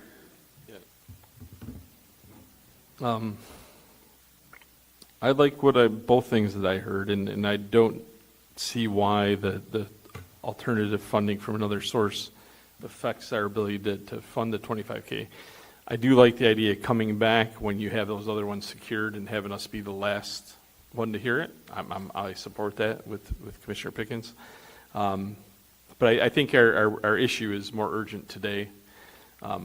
I was thinking $10,000 because I'd like to see us have money left in case we end up being the last. They say, hey, we need the last, maybe it's 23,000, whatever it is from other funding that they get, and have us be the last when they present that. So I'd like to have that available. And I think what would $10,000, if we set it at a maximum of like $250 voucher, that would be how many spade or neuters? Well, I think you also need to do a max for spay and a max for neuter, simply because those services have a large disparity between the two. And do we have a number for that, for what we see at Animal Services? Do we know? Brian, can you, You mean like a 50-50 or 75-25 or? But I think what she's saying is because the cost difference between a spay and neuter is That's different, correct. so you would set a maximum Let Mr. Helms for have the each mic. service at a different number. So it's a little bit complicated because it's the size of the dog, and it also depends on if it's spayed or neuter. So if it's a female, 150 pounds, it's going to be X price, and it substantially goes up by the weight of the animal because of the anesthesia that they do. So it's kind of complex. I have numbers on that. I mean, I wasn't really So prepared to give what's you a that. small female dog? A small female dog will range between 80 to 100 theoretically, but like 125-pound German Shepherd female would be about 400 and change. Right. So also depends on which vet you go to. They can't get you in for quite some time either, Right. to say all of that too. So I have those numbers and I can give you, because I've talked to our three that we have here closely related, but again, I'm not really prepared to give you the But would exact it be numbers. So in it a- varies based off the animal. Would it be inappropriate for us to ask Animal Services to come up with a plan for an amount of money with the most per spade and neuter that we could have in the next meeting that would cover this during this type of part of it, new business? To clarify, what you're asking is staff to come up with an immediate solution that would be available for citizens to have a voucher-like program. Yes. Yeah, we absolutely can. And do that I for think you. the voucher-like program should only be open to groups like ARC and veterinarians. I don't think it should be open to just, like, we shouldn't have citizens coming in off the street going. Negotiate for me. Yeah, I think we need. I think we're discussing the parameters that we We're- want them to put We in. are, I but we're wanna hear going it to at do it all. as, okay. Yeah, well, it's not your turn to speak. I understand, but you're not going to negotiate for me either. All right, all right. No, I'm talking for myself, thank you. I do have a We're comment, talking though. theory right now. We Yeah. haven't given instruction yet. No, I understand. Yeah, Can I yeah, just pure make one other theory. comment, Not right please? now. Hang on just a minute. Okay, it's This directly is a related very- to what you're talking about. We Okay. got people that want to speak. Okay. Okay, Mr. Adams, are you done? Yeah, and I guess I was more asking the commission if Yeah. that type thing be on the next agenda would be Commissioner, to wave the hands, or we do. just to clarify, the only thing that if the board wants to entertain it, I would disagree with your stance that only certain individuals are eligible, because it is very common that for our citizens, that they may come in and take their animal out of county to a veterinarian simply for supply, demand type thing. So if the board wants to move forward on a proposal like that, I would ask you not to limit it to a particular Putnam County service provider, but a Putnam County citizen getting service. Perfect, and if I hadn't asked that question, I wouldn't have got that response, so thank you. Thank you. Mr. Turner, you have the floor, sir. Yes, sir. Thank you, Mr. Chairman. My apologies, Commissioner. No problem. I'm probably as a big advocate on one side of this as you guys are on the other, because I don't believe in doing what you're doing is going to shorten the amount of irresponsible pet owners that we have in this county. But if we're going to have this conversation about animal control or animal services, I want to have the whole conversation, not the part about just are we going to put in $10,000 or $20,000 to spay or neuter people's dogs that could probably afford to do it anyhow. I want the whole conversation. I want the conversation that we're building a new animal services building out there that's going to be full the day that the last post is put in the ground.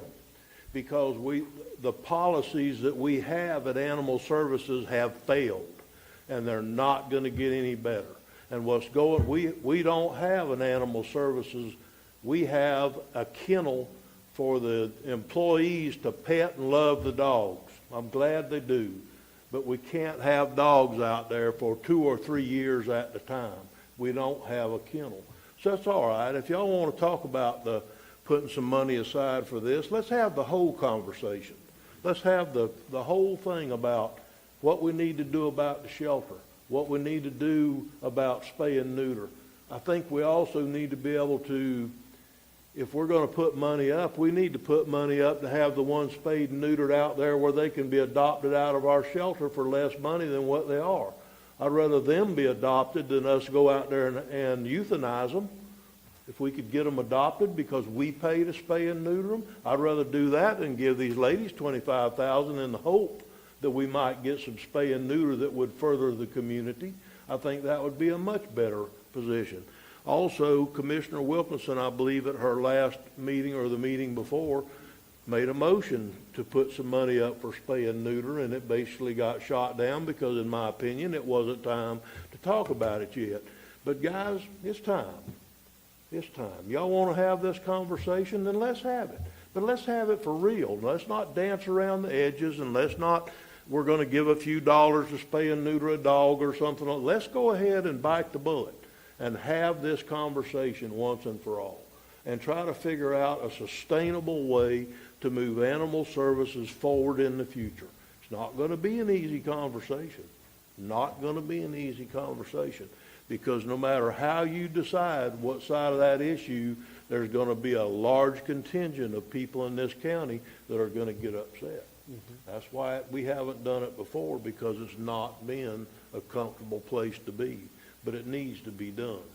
So I'm not going to support this today, but I will support us having a meaningful conversation about animal services, and we can talk about the spay and neuter in that. My recommendation to y'all today is table this thing, let's move forward, and because I don't think, like Mr. Adamczak said, you have the votes right now. And I do agree with Mr. Turner. This is a in-depth conversation that really needs to take place at this level for a complete animal services conversation. So, Mr. Adamczak, you have the floor, and then we're going to end the conversation. Yeah. Could we still get waive of approval for them to pursue the spay and neuter item separately? Because I think there's urgency to that, separate from the overall conversation, which I think we should have and absolutely have to have. And I think that conversation does need to include citations as well. So giving our animal services folks the just to add something to it. So we added some other things to it with the shelter and things. So we give them that tool in their toolbox as well. I make a motion that we have staff present in the next Board of County Commissions meeting a presentation on how we would fund spay and neuter up to $10,000 and how that would look. Do we have a second? Okay, dies for lack of second. I'd like to make a comment. This is an issue that it needs to be addressed, but this issue that they're coming to us for, to me, is for people who want to but can't afford. It's also maybe for colonies that may be able to identify it of cats, to be able to try to control them.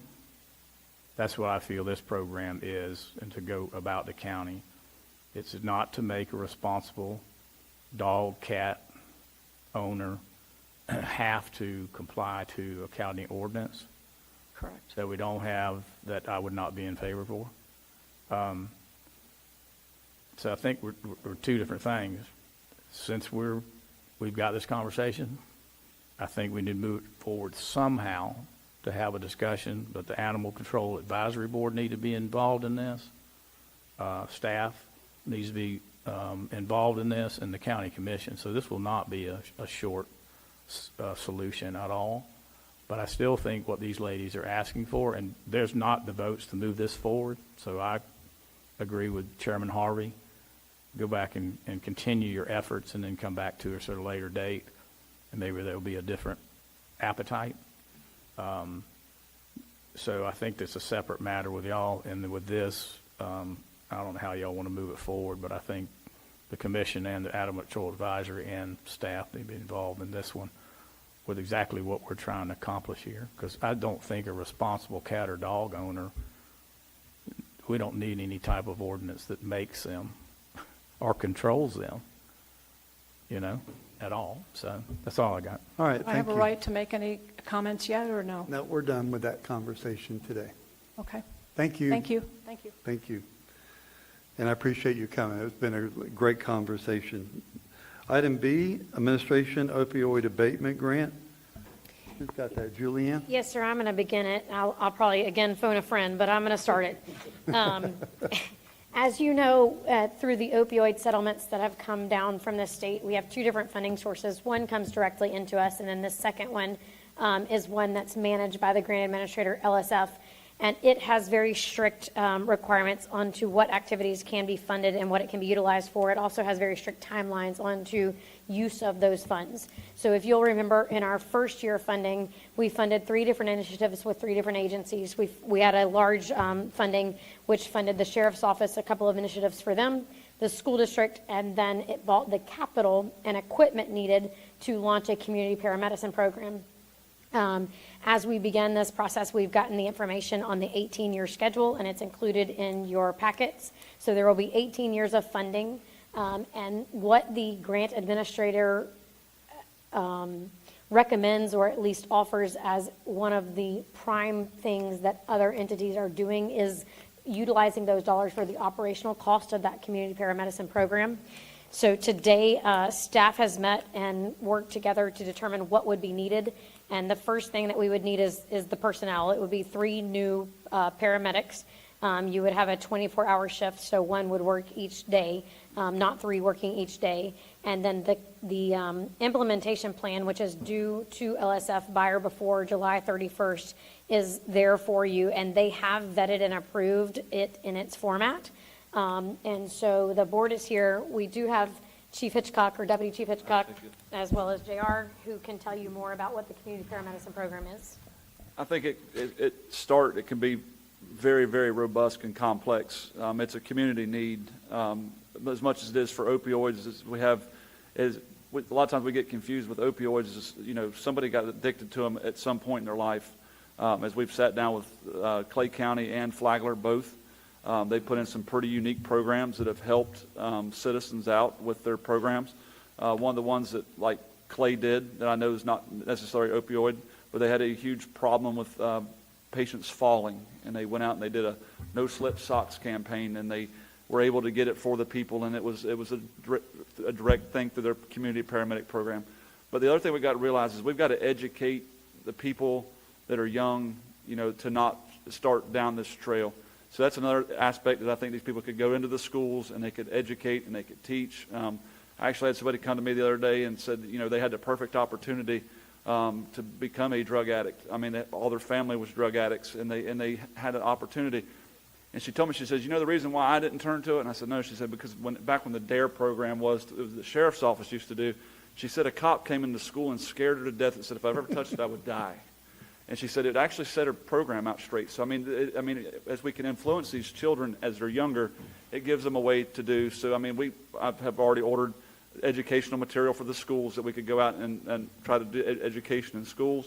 We've ordered like pill boxes in order for like our elderly folks to be able to help them organize, because a lot of times our people get discharged and they're not exactly sure how to take their medications. It's something, a program that this could do, that if somebody reached out, we could give our cards to the hospital, and they could say, hey, if you need any instruction of this following up, they could always go in and just give a card, and follow back up. So if there was any confusion, because a lot of that is our overdoses, is that we actually see people that maybe just didn't take their medication right or forgot or something like that. We also run a lot of repeat people that maybe just need a community resource outlet. Maybe it's through veteran services or whatever it is. So there's a lot of outreaches I think this program could start with. It could do community-based CPR classes for civic groups that these people would be responsible for. So it has no end. I mean, it could be just truly something I think our community needs, as far as a liaison basically into our community, but also taking care of our opioid type problems we have on the streets. Mr. Turner. My only concern with this is if you look at the funding that's the projected funding for this, it starts out at $652,000 a year, but it ends up at $67,000 a year. What I want to make sure of here is that we don't create a dog that the tail's bigger than the dog, and so we got to start buying a bigger tail later on at the county to make this work. So whatever we're going to do, whatever y'all recommend, I'm on board, as long as there's no recurring expenses. If you have recurring expenses that are involved in this program, then I got issues, because especially if the recurring expenses are higher than $67,000 a year, because that means that for all these years, if you get a recurring expense, a future commission is going to have to pony up the money to keep that going or kill the program. So I believe that you can do a lot of good with the money. A lot of the things you said just now, JR, are really good things for the community. But if we could do it without generating recurring expenses, then we'd be ahead of the game. So like I said, especially if they're more than $67,000 a year in recurring expenses, buying pills or doing a program or whatever, to me, is not a recurring expense. If you hire an employee or 5 employees to do this program, you've just got 5 employees. And you know, and I know, that when the funding runs down to where it doesn't cover it, then the commission at that time is going to almost have to come up with the money to make that program carry on. That's just the way it works. And Commissioner Turner, if I could, Mr. Chairman, that's a great point. And what we did learn is when we did our state EMS inspection with the Florida Department of Health, is there's a very easy transition program to make a community paramedic what they call a community health care worker, which is billable through Medicare and Medicaid. So there will be a funding mechanism. We would never bill the individual, but I mean, if we did go by there or did perform a service, we could absolutely recoup some of our dollars by billing insurance and Medicare and Medicaid through the community health worker. It is not reimbursable as a paramedic, but they are reimbursable as a community health care worker. And Chief Hitchcock went to a program, I think it was down in Cape Canaveral, if I'm not mistaken, and learned about that to where we could actually transition the folks into community health care workers, which does allow them to be able to absorb and maintain that program moving forward that's billable through our billing department. That also slows down recurring expenses. Yes, sir. Mr. Adamsack, hang on just a minute. Mr. Pickens, your light's not working. Have you been? I've been trying to get that fixed for a number of years. Well, okay. That's because all the equipment's down in District 1. That's They right. don't have anything to work on. There we go. Can't miss that one every. Well, I'd rather have that than a working Okay, light, so. Mr. Commando, and then I'll call him. So just because I travel different places, to add into what Mr. Rhymes is kind of expressing as far as what the path forward looks towards Commissioner Turner's concerns is there's good data out there, and it's not a guarantee that this is how it will impact us, but there's good data out there that shows that with these community paramedic programs, you start seeing less of the calls coming into the actual fire rescue service. So it frees up money that way and actually ends up being a net cost savings to the county. I agree. Okay, I'm going to call him Mr. Adamsack first, and then That's fine, Mr. yeah. Pickens.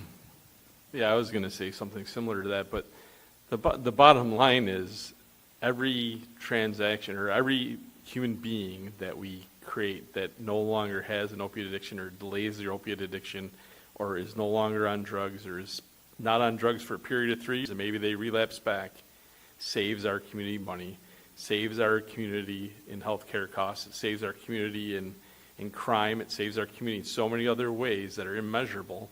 At some point, we have to take this subject seriously, and $67,000 compared to $300-some thousand is an absurd amount if you take our total budget and the fact that we need to figure out ways to improve the overall health of this community.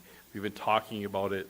It's been talked about for the years before I was on board, and we've been talking about it on this board, and we have this opportunity to get something started.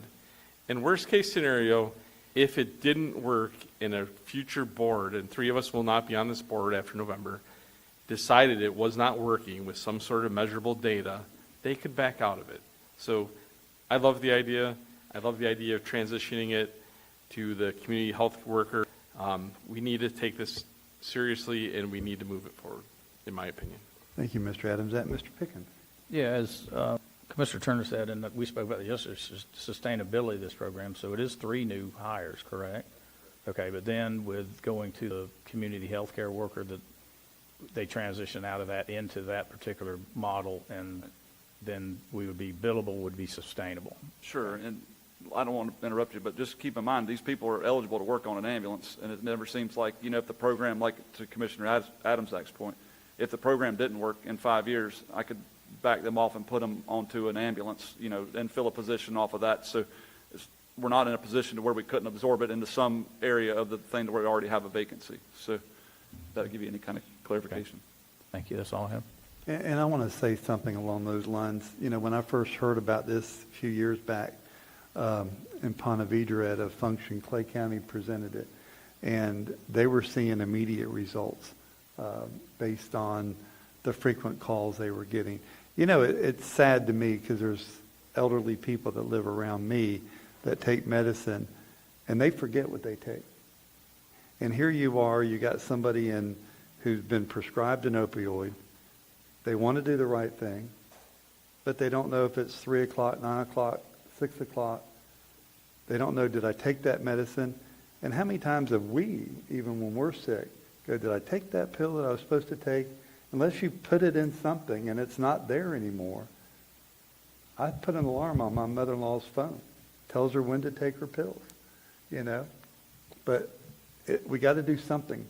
And I'm with Commissioner Hamzat. We got to do something better than what we're doing now.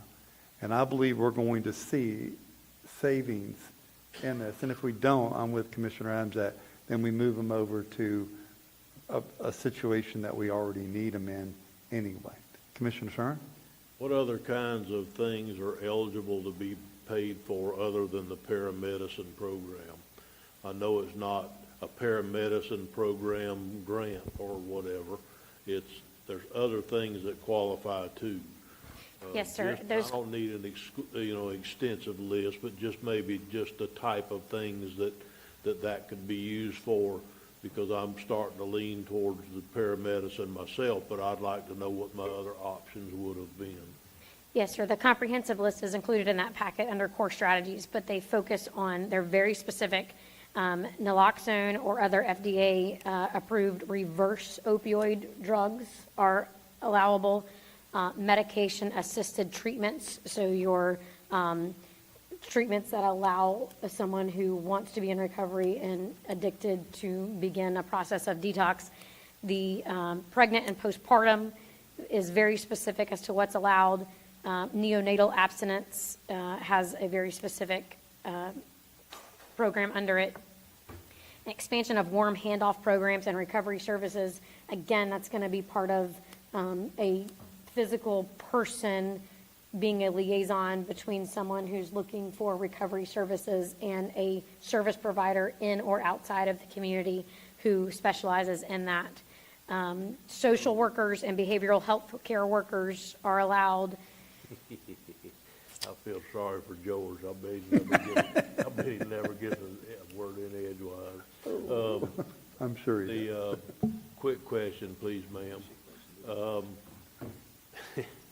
Nah, I'm in trouble. You are in trouble. You really are. She's just determining how bad the trouble have you're y'all in. discussed amongst yourselves? I know that you've had multiple meetings about this for a year now, off and on. Have we thought about maybe setting part of this money aside for helping people that wanted to enter rehab, but there was a money obstacle that was keeping them out of rehab? Or is that something that is or is not part of the issue or part of what it would qualify? So I believe that is an issue, that some people would like to go to rehab, but they don't have insurance and they don't have the money and they don't have whatever, so they can't really go to rehab. To where if we had some kind of, we were talking earlier today about castrating a dog. It seems to me like we could take the money and spend it a whole lot better to help people out that were really, truly wanting to be helped out, that take that first step into rehab. So, but can't because of their existing funds. So we did talk with SMA and Dr. Russo there. They've also applied for a grant of like $1 million, I think is what they were awarded to do a program just like you're speaking about. I think it's partnered in with the sheriff's office. I did have a little bit of concern with it, and we're trying to work through it. Was the problem that the way the grant currently is written is they had to be incarcerated in order to qualify to go into the facility. I'm like, well, isn't that what we're trying to prevent, is incarceration and keeping them out of the jail? So we're trying to work with them and try to get around some of the allocation, and Colonel Wells may be able to speak to it better than I can. It's when they come out of jail that they have a grant for to receive them, and I'm trying. Well, can we get somebody in there to you before they go to jail, or they have created that cycle? So, I think with SMA's program that they have launched, they actually got a grant on the other side too that help with the community paramedicine as far as like a, So are we in year one?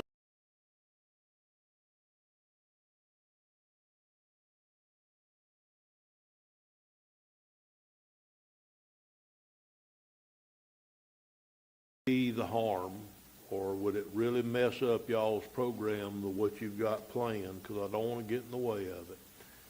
If we took a third of this money and we took 212 and we started your first steps in winding up your paramedical program that you're wanting to do, and took 100,000 for the first year and just put it into a fund that someone could apply for, that they didn't have to go to jail if they wanted to go to rehab, and that they didn't have to go get locked up to go to rehab, that we could like give them a grant for the first month or two of rehab or something.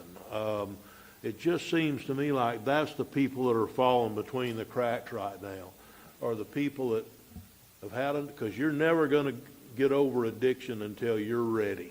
It's got to be you're ready. And so if you're ready and you're in jail, they have ways to send them to rehab.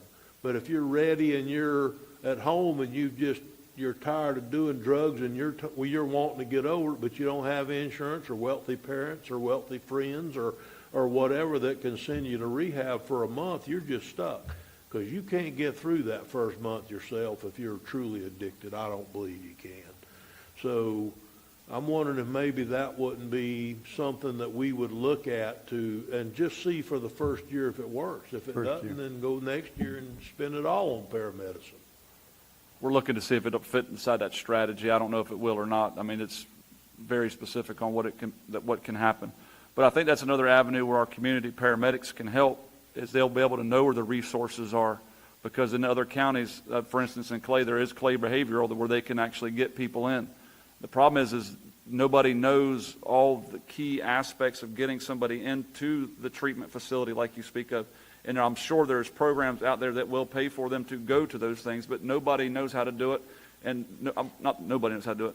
Nobody has that as their initiative, and that's what these folks can do. They can take that as their initiative to make sure that they're getting these people into the treatment facilities. I'm not trying to kill your program, JR, really not. I know you're I'm not. just trying to figure out a way to make it fit more holes, more pegs and more holes as we go along, because I know that's one that's just not out there that I'm aware of, that there's people that can get that help. I just don't know that there's there, and that is a need also.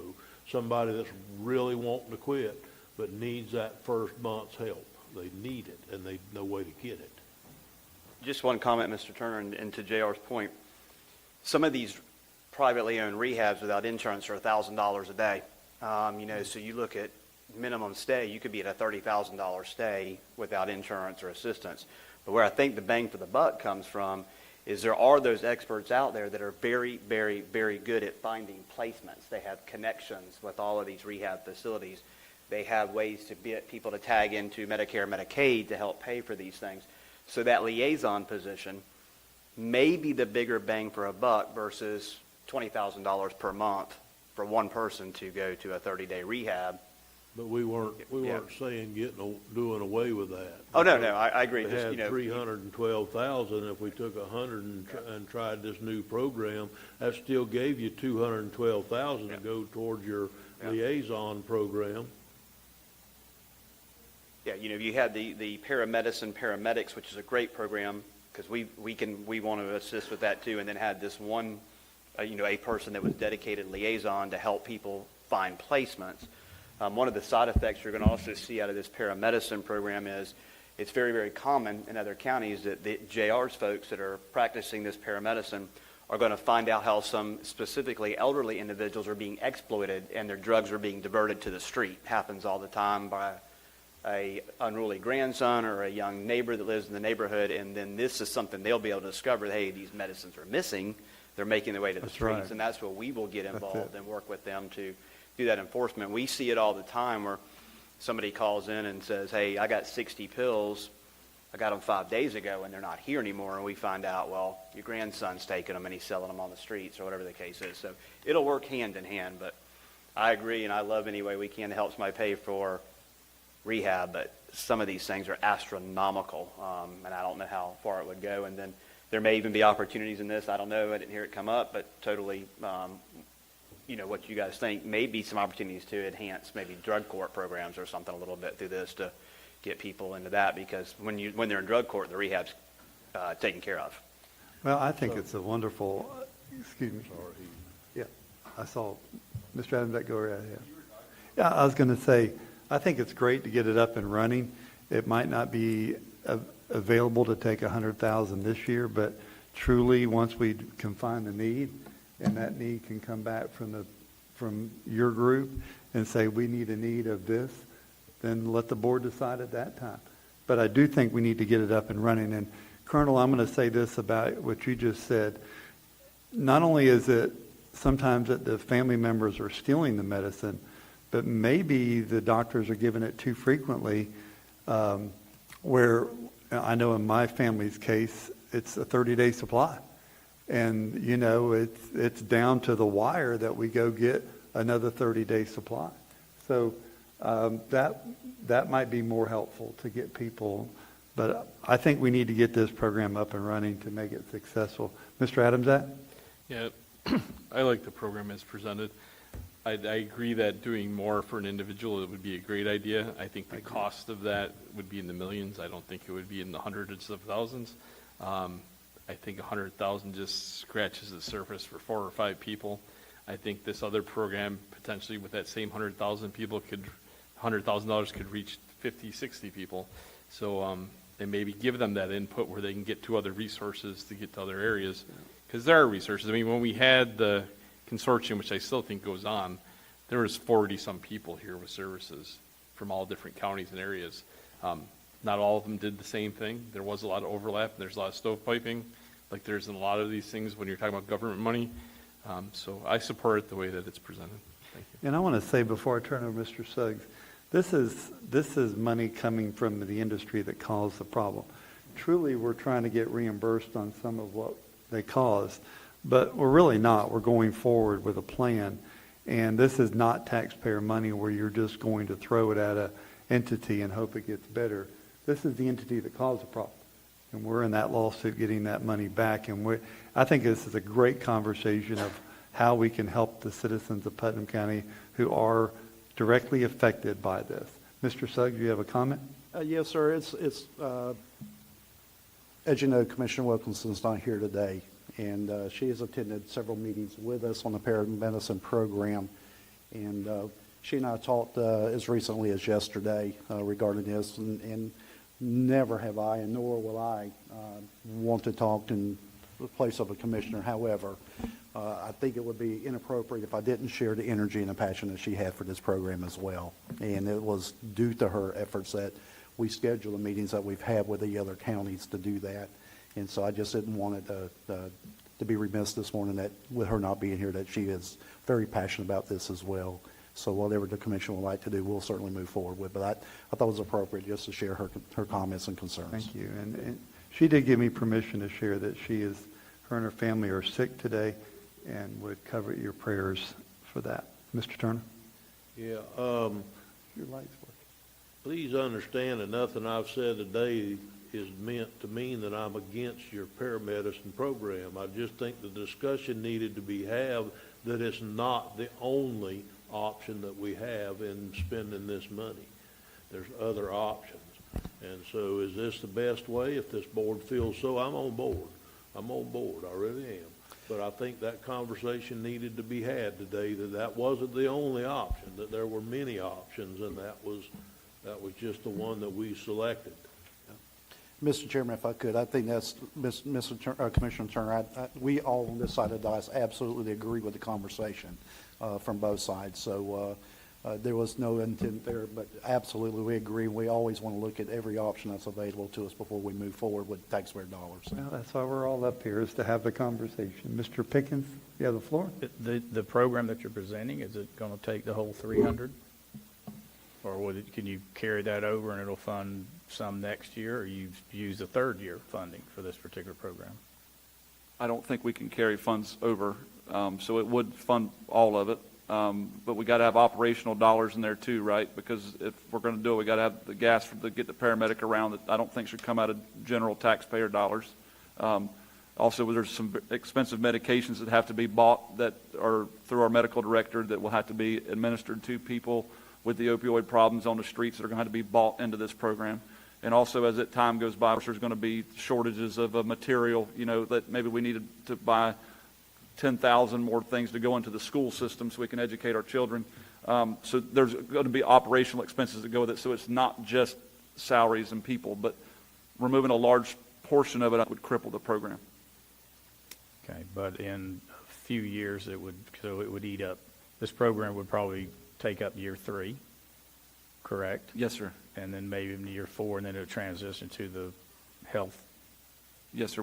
As soon as we get up and running, we'll try to get it transitioned as quick as possible into that community health care worker so it start being reimbursable so it can have long-term sustainability. And also, if we need to expand it through ability to bill, I think it'd be very, very wise. Okay. Well, we're not shooting in the dark here. Excuse me, Mr. Pickens. Oh, you're fine. I'm good. We're not shooting in the dark. We have other agencies that have done this appropriately, and we know if we follow them, we can be successful in that. So, commissioners, what the action items are is approve hiring 3 new community paramedics, approve the 2-year implementation plan to be submitted to the grant administrator. Mr. Chairman, I move approval of staff recommendation. Thank you. Second. Yep, 2 seconds. Thank you. Any further discussion? Hearing none. All in favor signify by saying aye. Aye. Opposed, like sign. The ayes have it. Thank you very much. And moving along, next item is our MSBU assessment rate changes. Page 706. Who's got that? Move approval. We got a motion to move approval. Do we have a second? Second. We have a second. Any further discussion on it? Under discussion. Under discussion, Mr. I did have a talk with Tony about that one MSBU. I thought it was still a little high, and I hope that the commission will take a little stronger look at it. They were able to take about $13 off this year, and he explained to me that they're trying to fix some drainage issues in the area and add more material, and it was just neglected for so many years because they had a $38 one, and it wasn't enough money to do anything with. So I just wanted to take this opportunity to shout out to Tony. He's doing a good job, and appreciate the conversation we had this morning. So my motion stands. Thank you. Thank you. Mr. Adams, that comment? Yeah, on the Interlochen Boulevard one, which I think it says Interlochen Lake Estates Boulevard, MSBU. So we did have conversations with several community members out there that live out there. We did relay the reason why it's going up. That one particularly did not go up in their initial raising of them. There's been a huge need for materials out there because there's the washouts and stuff and things like that. So, to do right for themselves, we needed them extra funds, and the community is in agreement with it, at least all the people I've talked to, which is dozens at this point. And granted, there's 1,000 units out there, but a lot of them are just lots that are owned by people we don't know who they are. Right. So I just wanted to say that out loud so that anyone watching understands why it's going up this $20-some or $30. That money will go towards materials and improving those roads further. And, before we take a vote on it, I want to say, for years until this board decided to index them and make them a variable, there was no money in some of these, and you're right, and they were neglected. And what happens when you don't have any money? You cut services, and that's just not the right way of doing an MSBU, so I appreciate it. We do have a proper motion, proper second. Any further discussion on the motion? Hearing none, all in favor signify by saying aye. Aye. Opposed, like sign. The ayes have it. Next is we're going to take a 2-minute break.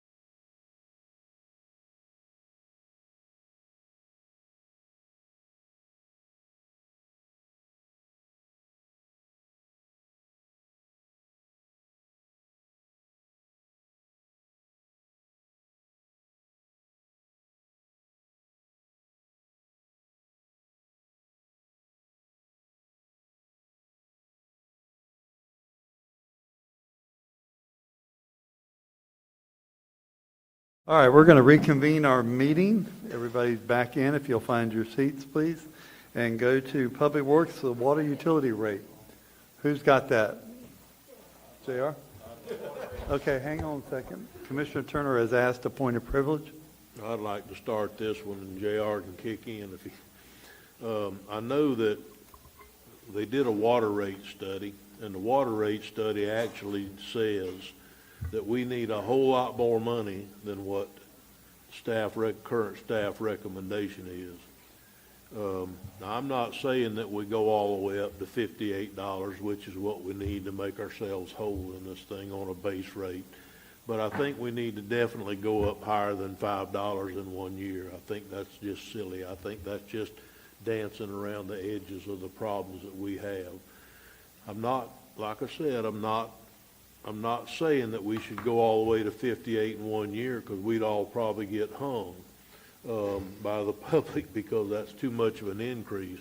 But going up to a $40 base rate and an $8.50 consumption, basically what they're recommending for a 26 year, let's just go straight up to that, skip the 25 year and go straight up to the 26 year. Because like I said, that's only about a half of what we need to be at to help us be sustainable. And everybody wants the system to be sustainable. But even these rates won't get us there. It's just another step in the direction of our plan to get it sustainable. So your recommendation is the 2026? I'd like to make that motion that we take the 2026, what's for the budget year coming up, October 1st, that we use a $40 base, $8.50 consumption, a $50 base on wastewater, and a $10.63 consumption on wastewater. A proper motion. Do we have a second? I'll second it for discussion. Yes, sir. For discussion, Mr. Pickens, you have a discussion? I want to hear from Deputy County Administrator Grimes. I know he was going to make some comments, but and I do have a question after this. Is it the 3% CPI each year after that? So it will be moving forward, there'll be some type of increase, or even look at the increases if needed. So when Florida Rural Water did the rate study for us, their recommendation was doing basically two parts of that. They said to put a 3% escalator in there as CPI, or if the CPI is greater than 3%, take what the CPI was that year in order to maintain stability. Like 2 years ago, I think our CPI was like 8.1%, if I'm not mistaken, was the number.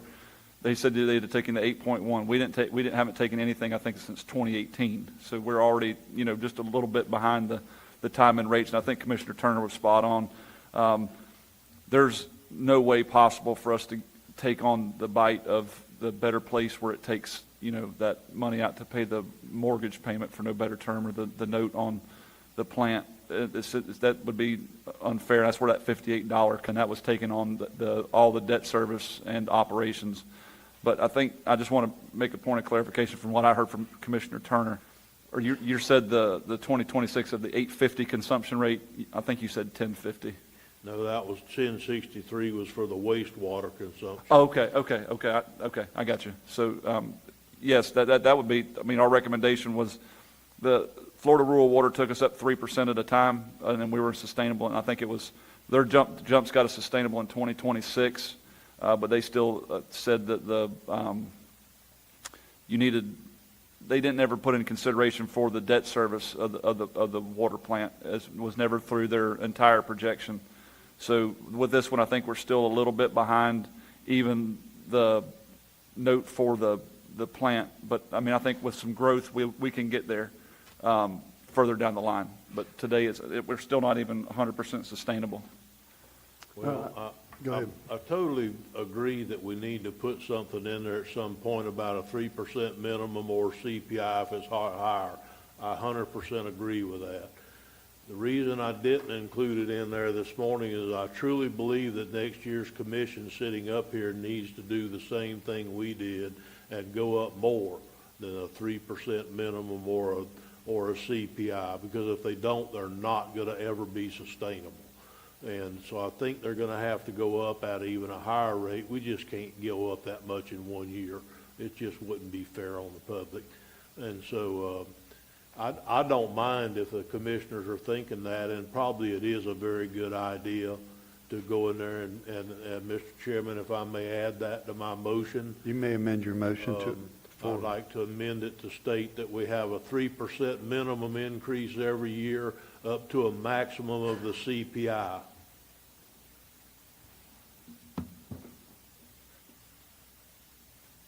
And that can be something they can just. Okay, so basically the $40 water, $8.50 consumption, $50 wastewater, $10.63 consumption, and a 3% increase up to the maximum of the CPI. Yes, 3% minimum up to a maximum of whatever the CPI is. So if CPI is 2.5, we'd get a 3. But if it's 4.5, we'd also get the 4.5, whatever the CPI is, but a minimum of 3%. They've got to have it or there'll be. And Mr. Pickens, you seconded the motion. Would you? I'll amend my second. Okay, Yeah. so we have a proper, Mr. Adamczak, you have the floor for discussion. It was 58 with debt and everything for water. What is it for wastewater? It's just, the way that wastewater is collected is at 125% of your water rate. There is no sewer meter, so it's just metered basically off of your Right. off your water rate. Assuming what goes in goes out? Yes, sir. Okay. The adjustment, I don't know that it matters. I mean, I liked what you said at first better, that the next commission should do more. Because I think there's, when we talk about the community, the majority of the community has nothing to do with this. Paying into it and getting no benefit. So I see it from the flip side. I don't know that I have anyone in my entire district that benefits from this. And they pay it into it for every year, forever since its inception, to cover the costs, the shortfall. So I'm for moving it up as far as we think we aggressively can do it to get to the break-even point. I've said that from the day I got elected. It was part of my campaigning. So I'm glad we're making this move. I don't know that we need the 3% because I think the next year's commission should make the decision, but I'm not going to vote no because of it. So. Well, we got it built in, so then if they don't get around to it, at least there's going to be a percent going up instead of it being stagnant, like it has been now since 2015. Yeah, if I was worried that they weren't going to get around to it, I think we should raise it to 50, but that's a different conversation, I guess. All right, so we have proper motion, proper second. Any further discussion? Hearing none, all in favor signify by saying aye. Aye. Opposed, like sign. The ayes have it. Next on our agenda is public comment on miscellaneous items. This is a portion of the agenda is designed to allow the citizens an opportunity to bring matters to the attention of the board. It is not reasonable to expect the board will engage in debate or deliberations about matters on which the board has received no prior information as part of the agenda. Please limit your comments to 3 minutes. Public comment cards are conveniently located in the back of the room and should be submitted to the deputy clerk, Ms. Ashley, over here to my left, your right of the podium. So our first speaker today, and let me get my time, is Dan Steele. Mr. Steele, if you'll come up, please state your name and address for the record. Yes, my name is Dan Steele. I live in 202 May Lane here in Interlaken, Florida. What I'd like to bring up is if you take 315 north to McGill, go down to the end of Mariners Lake Road, turn north and go up to we get to Adrian up there. It's south of Adrian. There's a house up there that's got, and I brought this up about 2 months ago about street signs, and you people told me that you can put these signs up and a half an hour later they've been taken down. Okay, and I know the sheriff's department and probably some of you have been past this place, but there's a stop sign and a 35-mile-an-hour sign right in their yard. I think the pole is still attached to the stop sign. Now, I brought this up to a deputy a while back, and I thought, well, maybe something will be done, you know, the sheriff's department. Now, to me, those are federal signs. If you park in front of a handicap sign, it's $250 fine, isn't it? I believe if you throw trash out, it's a $500 fine. But if you go steal a federal sign, I don't know of anything being done. There's nothing being done about it. And then the people can say they bought at a yard sale. Well, if they didn't steal it, they bought stolen property. They know they should not have that there. And who knows what they've got in their backyard. They could have street signs, more stop signs, more speed limit signs. And then, so I propose that the sheriff's department, when they drive by, if they see a street sign or a stop sign or anything in people's yard, they get a minimum of a $500 fine per sign, and make it known to the county to stop the stealing of the signs and stop signs, street signs. Because we need them out there in West Putnam. We don't have any stop signs, hardly. A deputy the other day was out there, and I stopped by, and he asked me how to get back. He had no idea where he was at. The street that we were on, there was no stop sign, no street signs. The next street didn't have any. I told him how to get back to the blacktop. And I'll bring that another subject, but he was following somebody, and this probable cause law that this state here has is where your drug problem is from. If a deputy is a 90% or 100% sure that the car he's found has got drugs in it, and because of kind of probable cause, he can't stop them. And that's crap, especially when he knows it. I mean, so they go ahead and peddle the drugs, you know. But anyway, those street signs and stop signs, they're right there, and they should be fined for stealing government property. Thank you, Mr. Steele. Bye. Next speaker, Crockett Watson.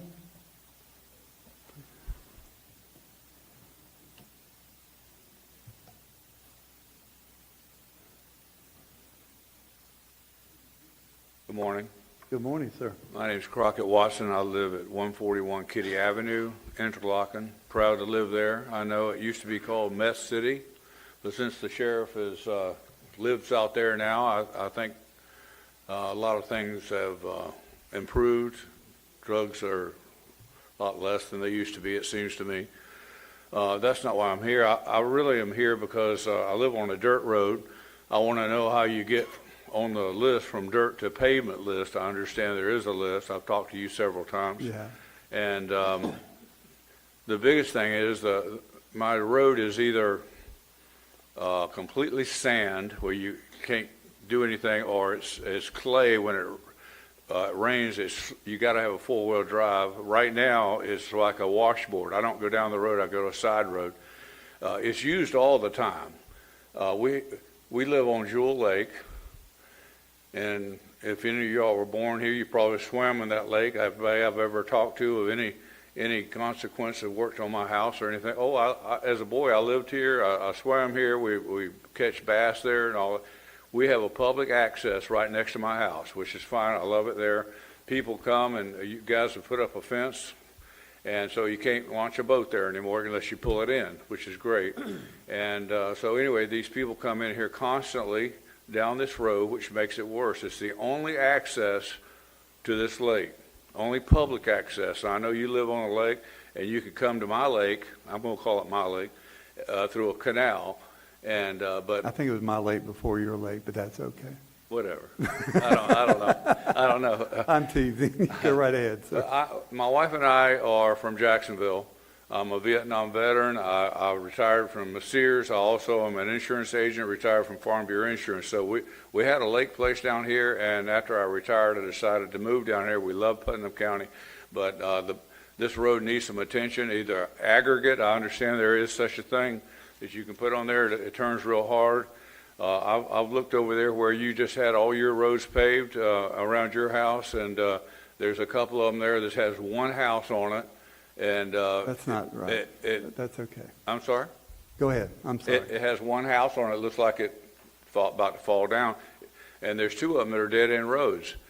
This is a public access road that everybody uses. We have several people that need occasionally, unfortunately, public service to come down because they're disabled, and the road needs to be in good shape. The last thing I'll say is that among myself, I'm a big group of motorcycle, and you cannot ride a motorcycle down this road 99% of the time. There's about 3 days of the year that is perfect, you know what I'm saying? And those are the times that somebody's come out and checked the road. Well, today's a good day because we got rain last night. So My thank you, motorcycle. Mr. Crockett, for coming today. We appreciate it. I'm done? Yes, sir, your time's up. Time's up, okay. Thank you, though, but we are looking at it, okay? Mr. Perkins, Lawrence Perkins, you're next.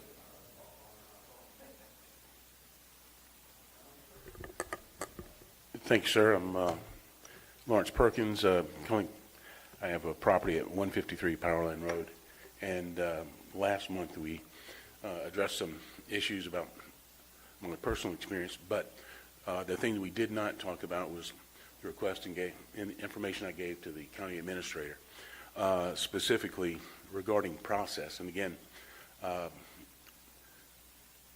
graduated from Georgia Tech and have been a licensed professional engineer continuously since the 80s, and have designed, built distribution centers and manufacturing facilities. I've been a CTO and CIO for companies that serve the defense industry as well as manufacturing services. Also was a co-founder of a software company that we founded back in 2000 that did very well and finally divested of in 2017. I am very familiar with process. I made some recommendations regarding process. I look forward to the process of installing or connecting the water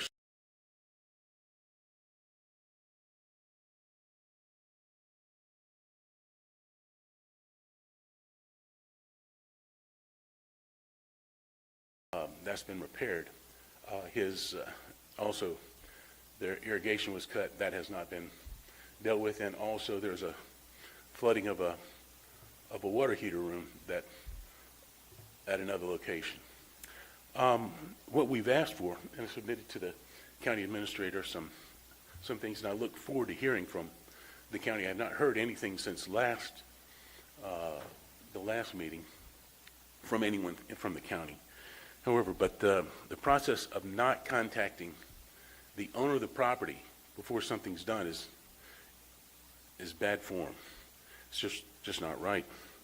The ability to talk to the plumbing contractor and the plumbing contractor not contacting the owner, at least making the best effort to do that, is not acceptable, and that should be corrected.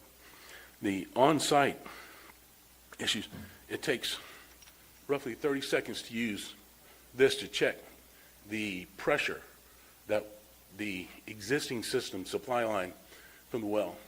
It takes about 30 seconds to check that pressure and at least warn the homeowner or the occupant of a disparity between the service that you're about to connect and what was there.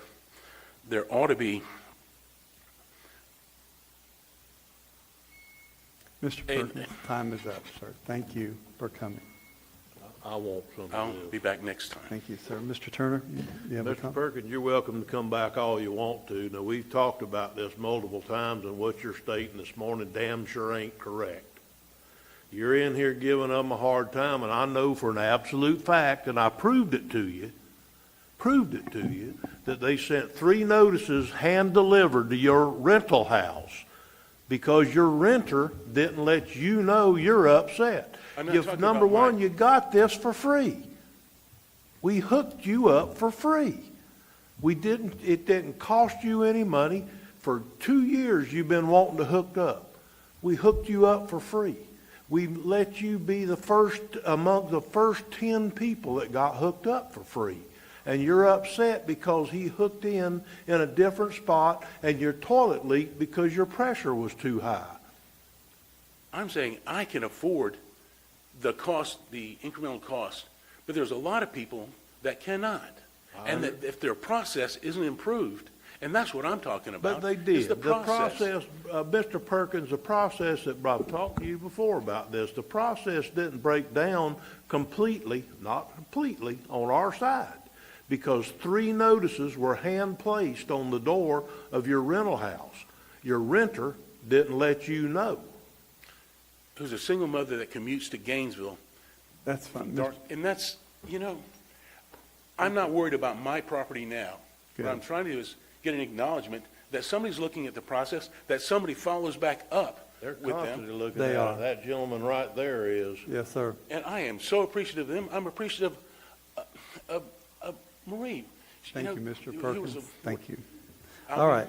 I'll look forward to Thank talking to you. you again. Mr. Chairman, could I make just a thing that we have done some follow-up is we've made a new door hanger that after the contract is awarded to whichever particular plumber or agency that wins the next award, they're absolutely going to get another door hanger with the person's name who got the contract on there that follows the door hanger that we put out that says that they've been selected and that it's in process. So It there was on isn't. the last one. Yes, sir. So there, we have put in where it is could be contacted. But One of the 3 that's been being hung even up till now. correct. It had that name, had the name and the phone number of the plumber, I think on 2 of the 3 door hangers, but I know for a fact that one of them had it. The breakdown here, truly, the breakdown here was the renter didn't let the owner know that these placards had been put on the door, and so when they came to hook up, and I understand, I really do understand his frustration, because if he'd have been there, he could have got them to hook the line up here instead of over there, and he could have, been there when the toilet malfunctioned because of the better pressure. He could have been there. I understand, and his frustration I understand, but taking it out on these guys, I don't know is totally fair. I just really don't. I know that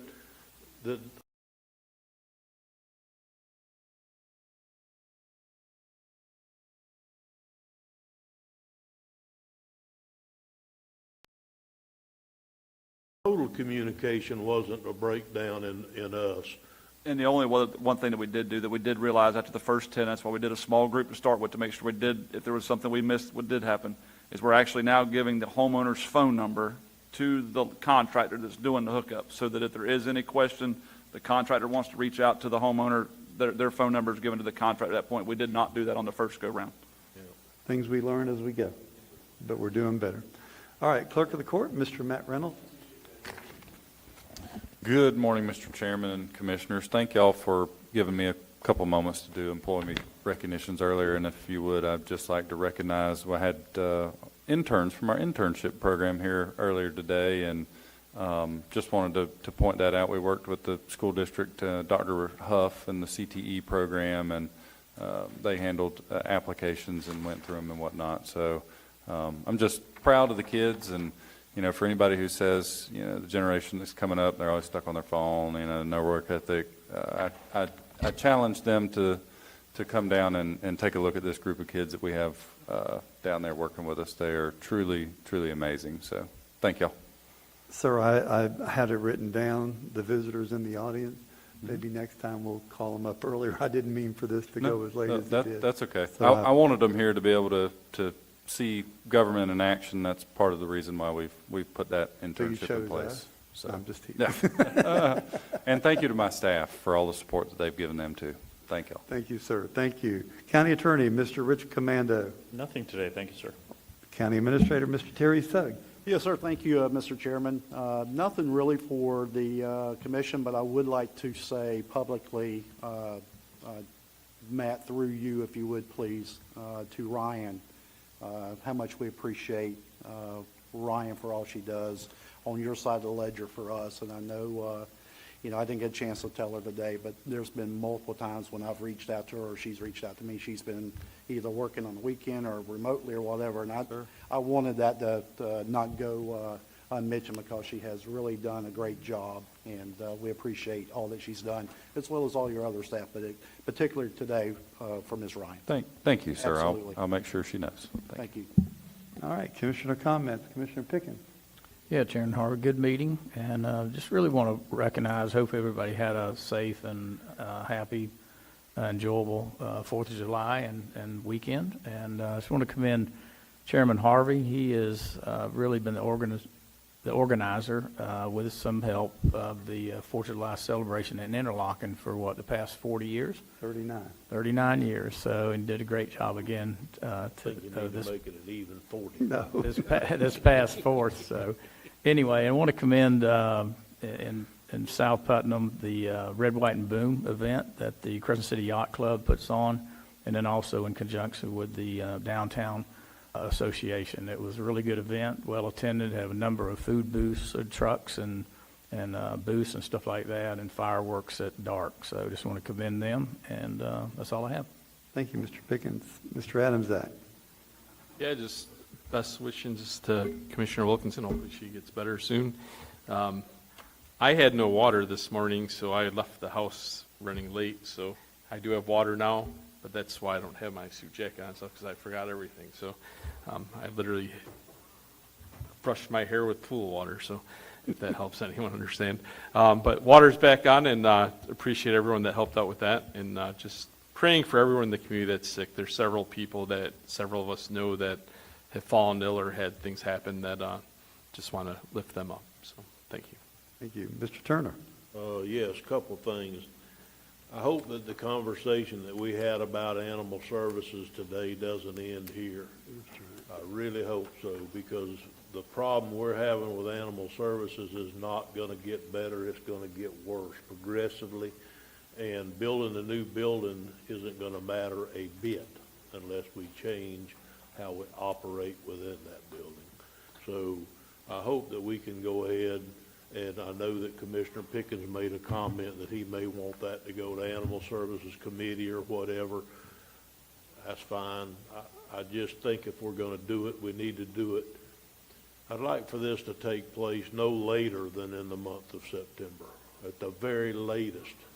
So I know that I don't want to step on Commissioner Pickens' toes or whatever with Animal Services or whatever he wants it to do, but we've got to make some tough decisions here, and I don't know that Animal Services Committee is going to be able to help us out with that or not.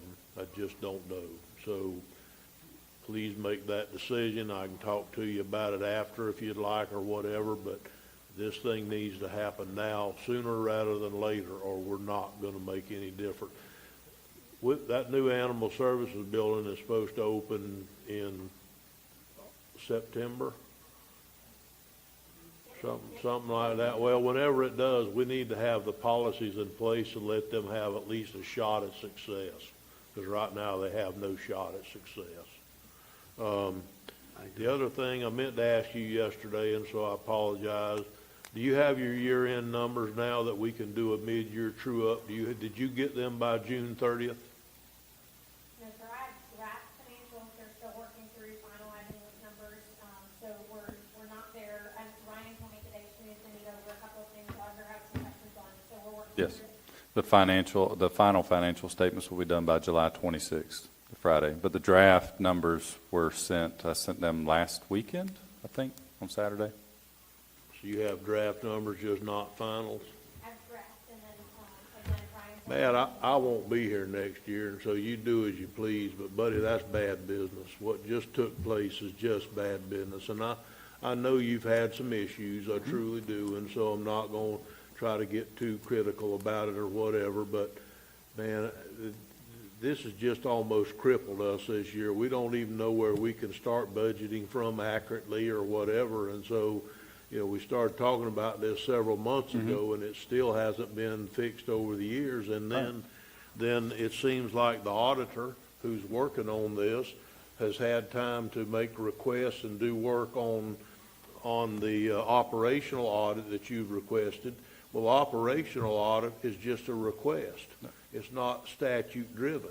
Our side is statute driven. I mean, I don't mind. You want to do your operations, I want have no to problem. correct you. Fix the required part first. Well, the operational audit, I'm not sure what operational audit you're referring to, because I don't have the external auditors working on an operational audit. They've only been working on the financial statement audit. They're working on something because they've been asking for record requests from procurement. That's financial statement audit, yes, sir. That's part of what they have to do in order to, in their management letter, in order to present it's called an unqualified opinion, which is a clean opinion. They have to check your processes and procedures to be able to do that. I would just hope that next year we can figure out a way to get this to where the new commission doesn't run into these issues. Sure. Because 3 of them's going to be new up here, and it's going to be very difficult for them to do this, even having the information. It would have been a tragedy this year if all of us had been new. Yes, sir. Instead of being able to have some kind of a, experience of what was going on. I understand. Let me back up and explain a little bit about that and how we got here. My staff had been emailing about procurement of the audit for almost a year as to when we were going to select the new audit firm. Audit firms typically do their interim field work in July or August of the fiscal year. We didn't start interim field work until December when the contract was executed. So that put us about 4 months behind the 8 ball, which moves us from March to July, which are the dates we're looking at now. I've already had extensive conversations with the external auditors about we will have trial balance numbers at the end of this year by December 31st. They will have them, and their deadline to have the finals back to us is March 31st. So we've had, and we're having weekly meetings on this, and I've expressed to them concerns, and when they come and present the external audit in front of you, which they will, and I think we're planning for August 13th on that, please express that to them again, the importance of meeting the deadlines and whatnot, because yes, there are some aspects of my office, but there are aspects of the external office. You need to run them off and find somebody else. I mean, that's all there is to it. Yes, sir. And I know that you've had issues, and I'm not trying to be critical because I know you've had those issues. I know you've had some employee issues, turnover, and some what have you, but it's put us in a bad spot this year. Trust me, I fully understand. Like I said before, I've prepared budgets since 2008 for the city of Palatka, and I know how important it is to have those numbers, and I actually started pulling in the live numbers from the financial statements when I got here, because the county didn't do that when I got here in 2017. So we started doing that. So I am 110% on board with you, sir, and I'm frustrated with the process just as much as you are. So, and again, I apologize, but I have tried to set the stage for next year so that we're all on the same page, that we're trying to meet proper deadlines. Thank you. That's Thank all you, I sir. had, Mr. Chairman. Thank you. And I do also wish Commissioner Wilkerson well and her family better back on the road to good health. And I do need to make a statement, though, that I'm not retiring from anything other than to control the July 4th celebration. Everybody thinks I'm retiring from everything. It's 39 years of doing a celebration when it's 100 degrees outside, and I'm not getting any younger. It's difficult. So, and I find myself saying, we used to do that, and we used to do this, and maybe it's time that a young person comes in and says, maybe we should do this. But 39 years is a long time. I tell the story how I got involved was my first year. There was a gentleman that was setting up the parade at Interlochen High School. He was 80 years old. His name was Red, and he looked like he was fixing to pass out that day. And I went out there and said, well, what can I do to help you? Between that July 4th and the next July 4th, he passed away. And they go, well, didn't you help him? Well, now you're the guy. And I want someone else to be there to bring it up and make it better. I think we all want to leave the world better than what we found it. And truly, that's what I've done. So I'm only retiring from July 4th. The Christmas celebration is the first Saturday in December. I already started planning on it. So be a part of that. And if there's no other further business, this meeting is adjourned.